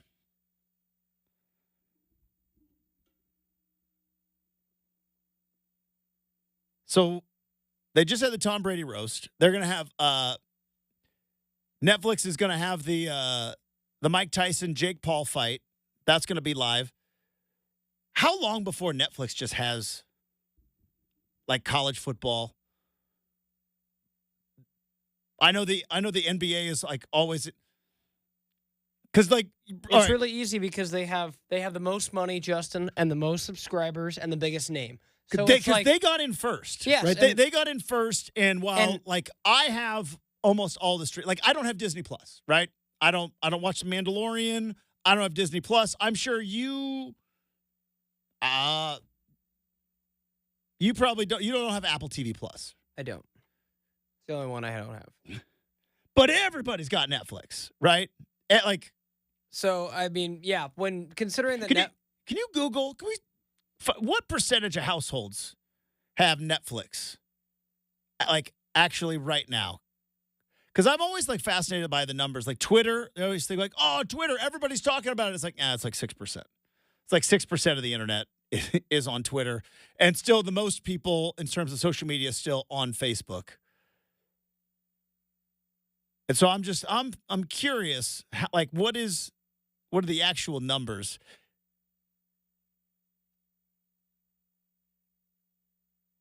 Googling. It's got to be over 50%, right? There's no data, just because they don't have to release it. They don't have to. Those tricky. Aren't they going to have to though with the NFL? Once, or is they just the NFL's just like, fine, we'll collect our check. Somebody at the NFL knows though. Unless the only way that they would ever have to release that information is if we ever, again, very much like how we see Congress is going after big tech right now, and like TikTok and Facebook and all these things of anti-competitiveness. They haven't regulated streaming. Streaming's never been regulated. If streaming would ever be regulated, you get release numbers. But Netflix, very much like how we said earlier in the show, like with shoe sales, there's Michael Jordan and then a chasm and then LeBron James and then another chasm. With Netflix, it is Netflix and then a Grand Canyon before you get to Disney Plus, which I think is number 2 simply because of name recognition. So this isn't like official, but according to what is this? Basically a survey firm, Statistica or whatever. They estimated at around 38%. 38% of households have Netflix. I think just, again, everybody knows what Netflix is. My grandparents know what Netflix is. I don't know that, everybody would know what Paramount Plus is, or everybody would know what, I think people still trying to figure out what Max is. Right. Do people know what Hulu is? I don't know. Right? Good point. Right. YouTube TV. Okay, that makes sense. Let's show the bear. Where is that one at? Yeah, and Netflix is just everybody has it. And I know that's like we just looked and it's like cliche to say everybody has it, but Justin, pretty much everybody has it. It's one of those things where it's like if you don't have Netflix, you psychopath. Well, and this is like, or you're just like a reader. So, which is, again, I don't know what you do with your day. Yeah, not people who would be in my semi-circle. That's for sure. As sure. of March 2023, says 38% of respondents in the United States have a Netflix subscription. How many stole their Netflix subscription? And that's the thing. They're cracking down on it, though. Oh, they have. They have. We were victims of it. But, how 80, many people? 80 million subscribers in U.S. That's an estimate because, again, Netflix doesn't. There's 350 million adults in the United States. I think they determined there's like 350 million people. I think they determined like 280 are adults. So of 280 million people in the United States, you said how many have Netflix? 80 million. I think that's almost half. I mean, that's accounts though. Yeah. And you figure like one account. That's most per of the household. If you take away the children, that's most of the population of the United States, Justin, which is kind of crazy. So the NFL now moving. This is not going to be as big of a deal as like the Prime thing, right? Because again, a lot of people have Prime Video, but it still was nowhere close. It was like dwarfed in terms of how many people have Netflix. Oh yeah, no. This to me is something where Netflix better check their servers, because this is something where I can see Netflix literally crashing with how many people are going to tune into Netflix to watch the NFL. And the fact that something, Justin, that used to come, I mean, especially on Christmas. I don't think the original guys are CEOs or running the company anymore. I could be wrong. But Justin, do you have to take a moment if you're Netflix just to kind of like sit and go, holy freaking cow. We were a service that sent DVDs in the mail. How many years ago would the NFL have laughed us out of the room? And you know I'm right, Justin. Yeah. 10 years ago, they laughed him out of the room. Probably 5 years ago. Probably before COVID, they laughed him out of the room. But, I mean, this is like, it is a huge, monumental moment. Now, Prime, I get it. They had the Thursday night game. But as Justin said, that was a test balloon, it was. Right? They sent that up Yes. as a test balloon, and unless it is your team and you are a diehard, nobody's really missing out on the Thursday night game, right? It was untelevised for a while. Thursday NFL games are chain pizza. Yes. It's fun. Like, if it's there, it's fine. You like, hey, we're having a party. We got pizza, and you show up, and there's chain pizza there. And I don't want to disparage any chain because everybody's got their favorite. you're like, yeah, it's here. I shall eat it. But it's not the same. And if it wasn't there, you wouldn't miss it. Like, so that was kind of Thursday night football, but that was like a test balloon. But Christmas, the fact that you are going to actively say, the heck with the NBA. And to be honest, like I said, the NBA products from Christmas have been like the All-Star game. Meh. Now, is this maybe, I don't want to say it's a mistake. The NFL doesn't really make an awful lot of mistakes, but here's what I do wonder. One of the things that I think the NFL has done better than anybody else, they have kept their product on free TV. Now, I know that most of us pay for cable or pay for streaming or pay for YouTube TV or some sort of service, but still the majority, like if you are a Seattle Seahawks fan and you live here, you can watch of the 17 regular season games, you can get 15 of them for free. Do you know what I mean? There'll be one Monday night game, and even Monday Night Football was on ABC this year. There'll be a Thursday night game and maybe a Monday night game, but if you are a Seattle Seahawks fan and you live here, you sure you want to keep going towards the streaming and moving off of free TV? Because I think if you would have, maybe they don't, ABC's going to put all day basketball on Christmas Day, right? You gave NBC those two games. They crushed them. They crushed them in the ratings. Well, and it's interesting just because this is the world we live. Like, for instance, you said yesterday, for example, like that, or sorry, you said earlier that like you not subscribe to Disney Plus. I, by pure happenstance of being pressing the button on my remote yesterday because I have a Disney Plus little button. They were streaming the Caitlin Clark game on Disney Plus last night. You could jump on Disney Plus and watch Caitlin Clark. This is the ESPN thing, right? Must be because we're all under the same roof. All right, we'll talk about this. Maybe we'll get Tyson Alger's thought on this. He's going to join us in just a bit. We do have an RCM mailbag coming up as well. But before we get to all of that, I do want to tell you about the fine folks at DeBella. That's right. They're Oregon's home improvement experts. They specialize in roofing, siding, windows, bath renovations. It's the perfect time to be taking care of the projects at your home. So DeBella, they're going to come to you, schedule, and provide you with a free estimate at a time that is easy and convenient that works for you. You can trust them. 15,000 five-star reviews on Google. Plus, they've been featured in Better Homes and Garden, HGTV, and received customer service awards and accolades, both from Angie's List and Home Advisor.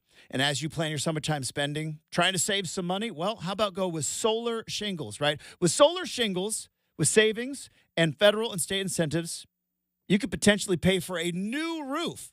DeBella has all the details about updating your roof with solar shingles, so connect with them today. Estimates, as I mentioned, are always free, and now is the time to upgrade and update your roofing, siding, windows, and bath renovations.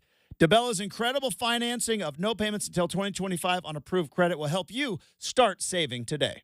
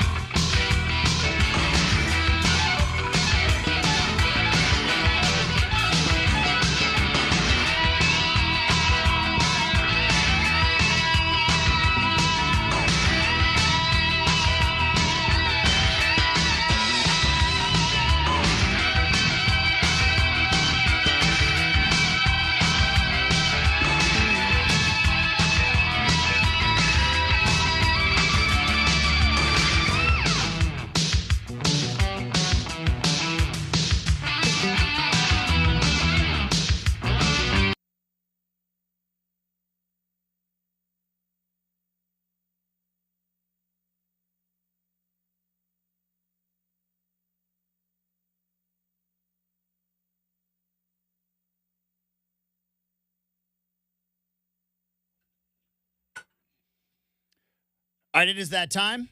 It is Wednesday. It is just after 8:20, and it's time to welcome on great friend of the program. He is founder, creator, head writer, head of the party planning committee, and I hear maybe a potential summer picnic coming on the way for the I-5 corridor. He is our good friend, Tyson Alger, back on the big show. Tyson, good morning. How are we doing? I'm doing good, Justin. How are you today? I am doing fantastic. I have got a lot of dumb stuff to talk to you about, and I hope you take that as a compliment because, there's not a lot of guests we bring on that I can just throw out my own dumb doofusy stuff and can actually have serious conversations about dumb stuff. But you are one that I consider a kindred spirit in the passion that we have for kind of silly stuff. So I've got a lot of silly stuff to talk to you about today. Yeah, nobody in the Portland market dumbs quite like I do. So let's go with it. I would say our combination of dumb is unparalleled in this particular market. Does that then create a double negative where we're actually incredibly smart? Exactly right. See, like Voltron, I think so. right? Timely reference for the kids out there. Look up Google Voltron. You think your Power Rangers are special? They copied Voltron. All right. You are a Seattle Mariners fan. You have been to plenty of games at Safeco, now T-Mobile Park. I don't know if you have ever caught a foul ball, been close to catching a foul ball, but earlier this week, one of your Mariners fan family, Tyson, got 2 foul balls in a row. I secretly hate this man. I know he's been, propped up as a celebrity. They've had him on KJR up there, right? But as somebody who has been to games since the 80s as a child and then plenty of games as a professional, I've never once caught a foul ball, came close, never once caught one. This dude gets 2 in a row. Kind of hate him. I know should respect, but if I'm going to be perfectly honest, Tyson, kind of hate this guy. The worst part, too, is like, There were no obvious children around that he had to give any of the balls to, he got to revel in that moment. And there wasn't even any time for him to have a moment of guilt before the next ball came in there. And I'm with you. I've never gotten a foul ball at a Major League Baseball stadium. I did have Jose Canseco throw a ball to my brother on his birthday, to which I intercepted the ball, punched my brother, and I still have said ball. Yes. He wasn't a big baseball fan anyways. But, yeah, the only actual foul balls I've gotten was growing up in Alaska. They have the Alaska Baseball League up there, which is pretty competitive summer collegiate league. And we used to go to the Matsu Miners games all the time. And, on a Tuesday or Wednesday, sometimes there'd only be, maybe less than 100 people in the stands. And it's a small mom and pop shop operation. They need to save all the balls they can. And so I would, a couple of us, we would go to the left side of the park when there was a lefty up, go to the right. You knew all the batters' tendencies. And if you were able to get a foul ball and you turned it back into the beer shack, they gave you $4 for it, dude. What? And so there would be, I'm dead serious. So there would be some summers where that was I know it was, that was based, that put me through college. And so I think my record for one game in the Alaska Summer Baseball League was I got 8 foul balls in one game. But that's back when money was flowing. It was the 90s. Clinton was office. Yeah, boy, the .com bubble hadn't popped yet. Economy was just booming. Yeah. Okay, so I grew up in Douglas County, and the Legion team, the Roseburg Dr. Stewarts, which was my Legion team. But as a kid, we would go to those games. And again, the same kind of deal. It was high school summer league. And if you were to catch a foul ball, first off, you had to fight off the actual players on the team because they were instructed to get every foul ball. But if you got one as a kid, you would then take it to the concession stand, also known as the Lions Den, because it was run by the Lions Club. And you got a piece of gum, Tyson. Not $4, not $1. You would get a piece of gum. The thing is, though, is you grew up here in the States, in the real world. In Alaska, it probably costs $20 just to ship one ball. I could not imagine to Alaska. Yeah. So they had to get a return on that investment. My question for you, though, is when you go to a ball game, because eventually you're going to get one of these. Let's hope so. Your lips to God's ears. Yeah.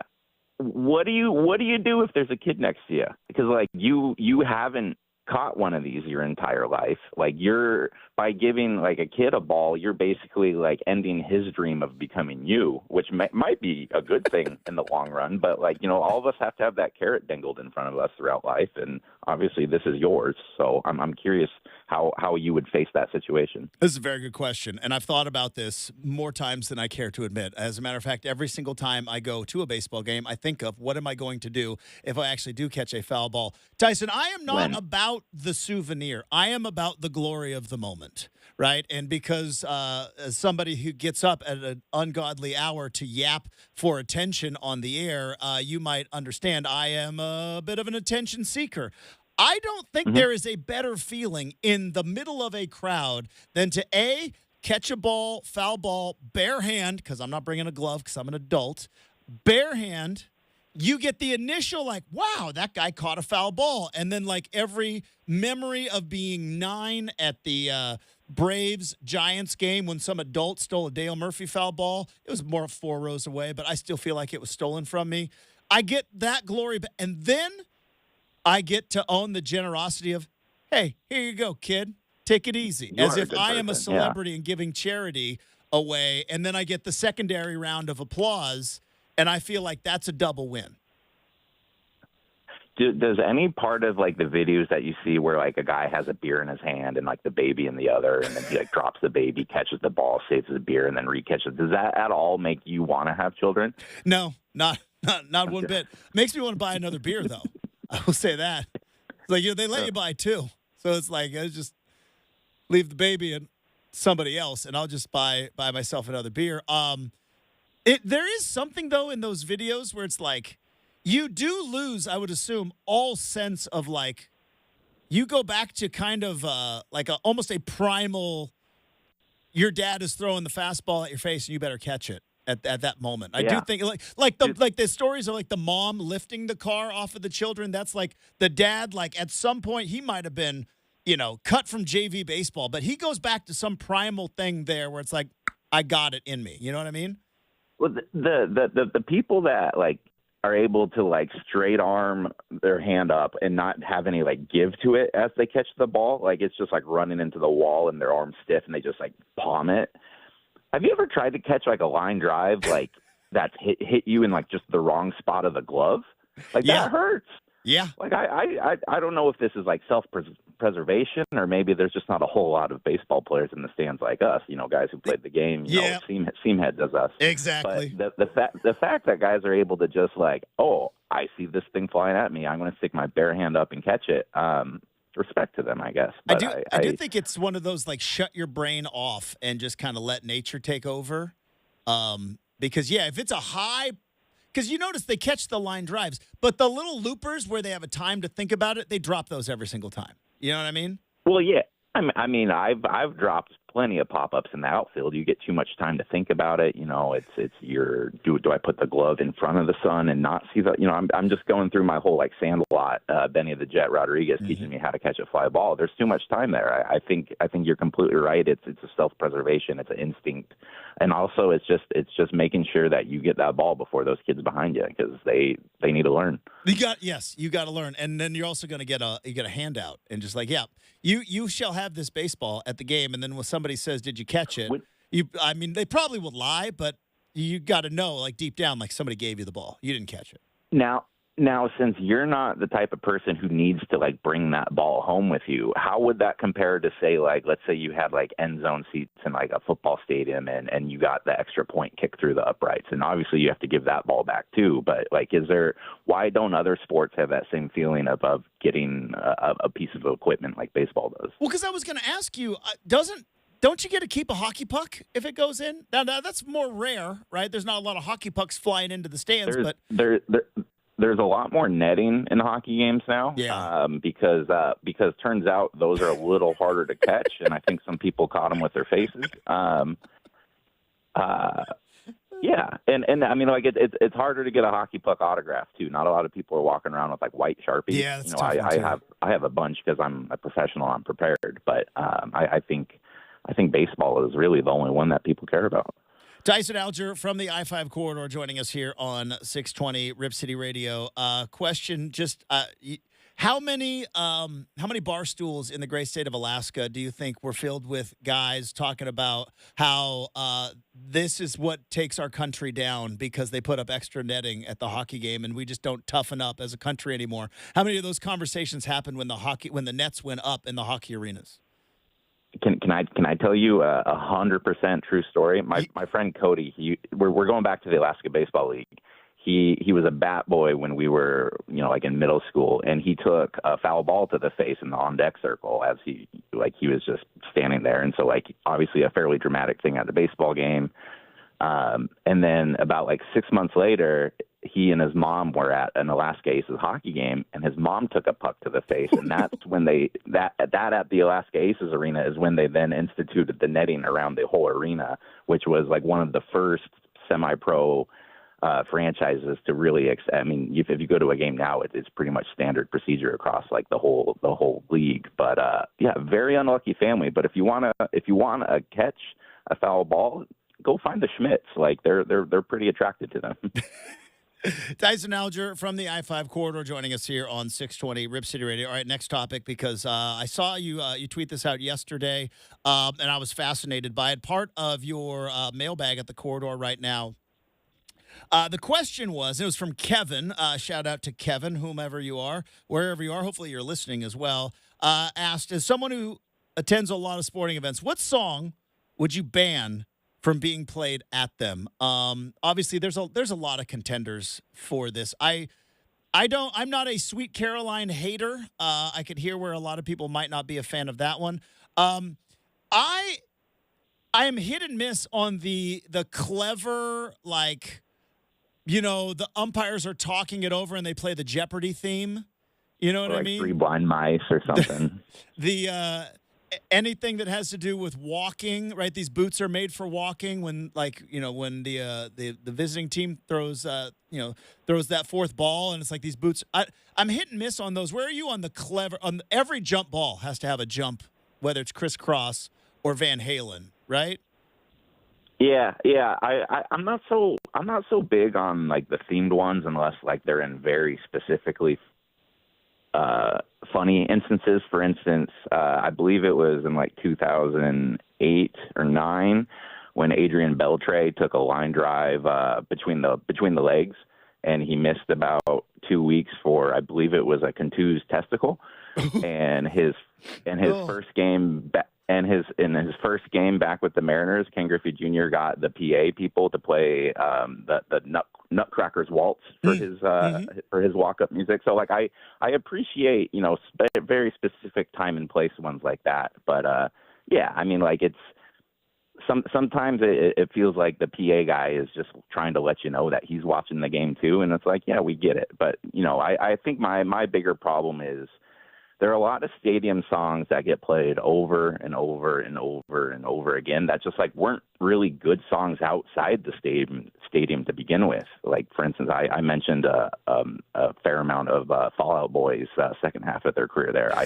I could go without hearing "Light 'Em Up, Up, Up, You're on Fire" ever again in my life. I could go without that Centuries song. I won't sing a couple bars for you here, but it's something that I didn't really think about till I got that question. It's man, I've probably heard the same subset of 50 songs in my life more than a whole lot of people. Where are we at with DJ Khaled, All I Do Is Win? I'm about tired of that one. Yeah, it helps if you're winning. Yeah, I guess when you're winning, everything's great, Yeah. I wouldn't expect to go to the Moda right now and to hear a whole bunch of DJ Khaled but if let's say you're on a 20-game winning streak, you know what? I think I'd be okay with that. It's a time and place sort of thing. I'm going to say something right now, and it has to be said. And maybe this is old man Justin yells at new Oregon fans that you guys weren't there, you don't know. The Joker and the Thief third down at Autzen Stadium. I'm done with it. Really? Yeah. Let the kids in the band play, for crying out loud. I will say I'm probably with you there. My only thing is my first year on the Ducks beat. I believe, that's basically been the music my entire time on the Ducks beat. So that's all I really associate with. And I do remember when was it the Cristobal era where they tried to bring in that horn on third down? It was it was for 2 or 3 games, and it was a third down What is that movie where there's no rules and everyone gets to break the laws for the night? That's a good question. The Purge. Thank you, Brenden. Brenden coming in with the save. The Purge. Yeah. They had the Purge horn on third down, and everyone was just kind of like, "Can you just bring back the music?" All right, last thing, and again, this is maybe one of our best segments, to be perfectly honest. Yeah. I saw this tweet. This has enraged a lot of people. I have been lucky enough to once in my life go to a Waffle House, but obviously they are not very prevalent around here. Don't know if I'm going to be going back, Tyson, because on the official Waffle House Twitter page, they posted 2 days ago, Waffle House says, unpopular opinion, chewy bacon is better than crispy bacon. And I don't know if I'm ever going to look at Waffle House the same way ever again. Where are you? Where are you on the bacon?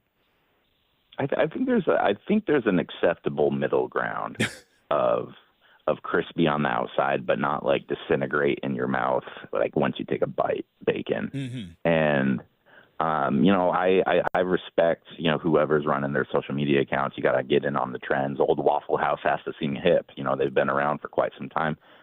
Their bacon's fabulous, man. There's nothing wrong with it. They know what they're doing. They're just trying to get talking heads like you up at 7:30 in the morning talking about their bacon. And guess what? We're talking about their bacon in Portland, Oregon.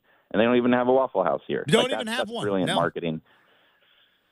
I had probably the largest meal of my life the morning after the Oregon-Georgia game in Atlanta. Me and Bill Orem hit up the Waffle House, and it was spectacular, my friend. And I didn't have any complaints about the bacon. I might have to go back and do a full report just to get a second source, but I'll let you know. We are waiting with bated breath. Speaking of Bill Orem, Tyson Alger was on the Oregonian Sports Podcast. So check that out at Oregon Live. You can, probably more hard-hitting topics than we covered here in these last 17 minutes, but you never know. Also, you need to be subscribed to the I-5 corridor. What do we got? What do we got coming down the road on the corridor, Tyson? We have a state of the program type of story about the Oregon women's basketball team. We sat down with Caleb Graves to kind of get his outlook on all the new pieces coming in. I'm going to be at the Timbers game tonight, and then I'm gone for 2 weeks. I'm going to Africa on Saturday, so good luck getting in touch with me for next week's bit, because I'm probably not picking up. It's gonna be tough, but you know what? We're gonna battle through it, and I look forward to hearing back from your, I'm assuming, safari. You can do the safari? We're doing a safari, baby. Nice. I look forward to hearing all about it. Hey, Tyson. Hey, safe travels to the continent of Africa. We will look forward to talking to you when you return. And until then, follow him at Tyson Alger on Twitter, and have a great rest of your week. We'll talk to you soon, bud. Hey, take care, buddy. There we go. Ratings gold. Ratings gold. Where are you on bacon? It's got crispy. It's got to be crispy, right? Now, I've also been. Kind of jealous I'm going to Africa, though. Yeah, how about that? Any intrigue on going to Africa? Yeah. Specific. I'm really naive, so I'd like to go to some places I know are safe. Well, that's probably good idea. I think that's just good travel info everywhere. Yeah, anywhere outside of the United States, where you don't speak the language. I am typical American, ooh, what this place looks cool, nice weather, right? You know what I mean? It just. But no, I would totally love to go see Africa. So I wonder where Tyson's going. I'll have to maybe hit him up. Well, we'll find out when he gets back, because also we got to find a Wednesday guest next week. Hey, next 2 weeks it sounds like, and we'll get on it. We'll be fine. Everybody wants to be on this show. We can come and talk about foul balls for 12 minutes. Yeah, we can. We have an RCM mailbag, though, to wrap up the show next. 620 Rip City Radio.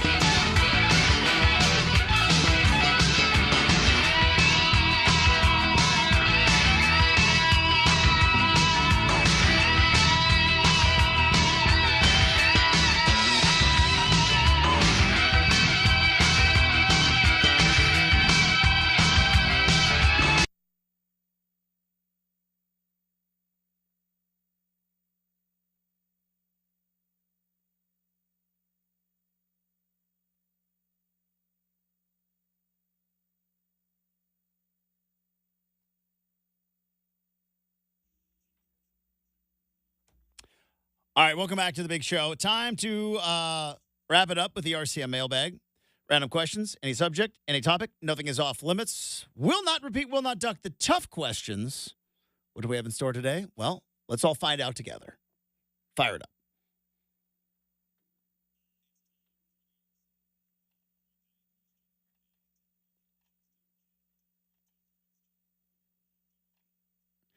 By the way, reverse mailbag real quick on what Tyson and I were talking about.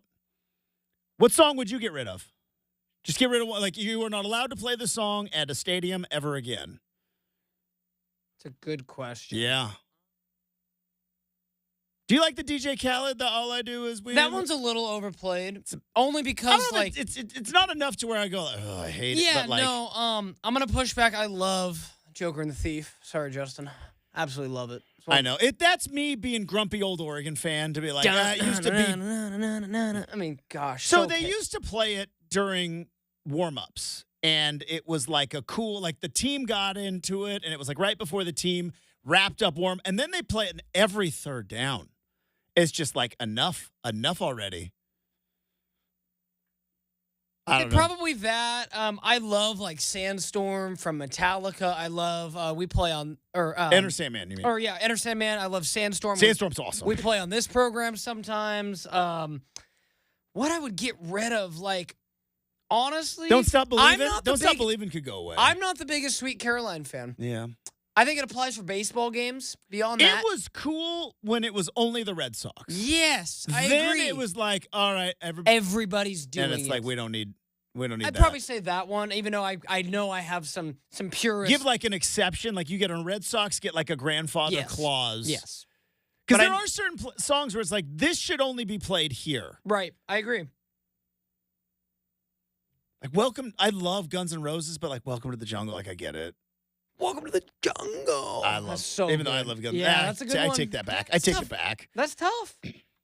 Like a Final Countdown, Yeah, maybe. Like, again, I say... the band is known as Europe. Well, I'll say this. I say Sweet Caroline, Justin, because when I listen to Sweet Caroline, it doesn't get me jacked. I listen to Sandstorm. I listen to Enter Sandman. I listen to Welcome to Jungle, TNT. I'm getting jacked, man. Like, if I'm a fan like that, that's got me screaming out my lungs and pounding on those metal bleachers. You know what I mean? You know what I would take out forever? I don't know who does it, but it's the put your hands up in the air, put your hands up in the air. Get it out of my life. That's a good one. Get it out of my life. I don't want to hear that ever again. Okay, mailbag on this continue. Have you ever seen a successful wave actually happen? I have. Because every time I'm at a place where there's a wave, it is such a weak effort, Justin. I'm like, y'all don't even know. All right, let me again be grumpy old man here. There was a time, Brenden, where stadiums did not have jumbotrons, did not have duck vision or beaver vision or whatever. It wasn't like the size of the stadium wide? That was just it. Oh. It wasn't there. They didn't exist, no phones and everything else. So in a boring game where there was no extra things going on, yeah, I've seen my fair share of waves. I've seen, especially at Autzen, because Autzen, old Autzen, not lopsided new Autzen, but old Autzen was a perfect bowl for a wave to happen. And it would be a boring game. There was no duck vision. There was no big giant screen.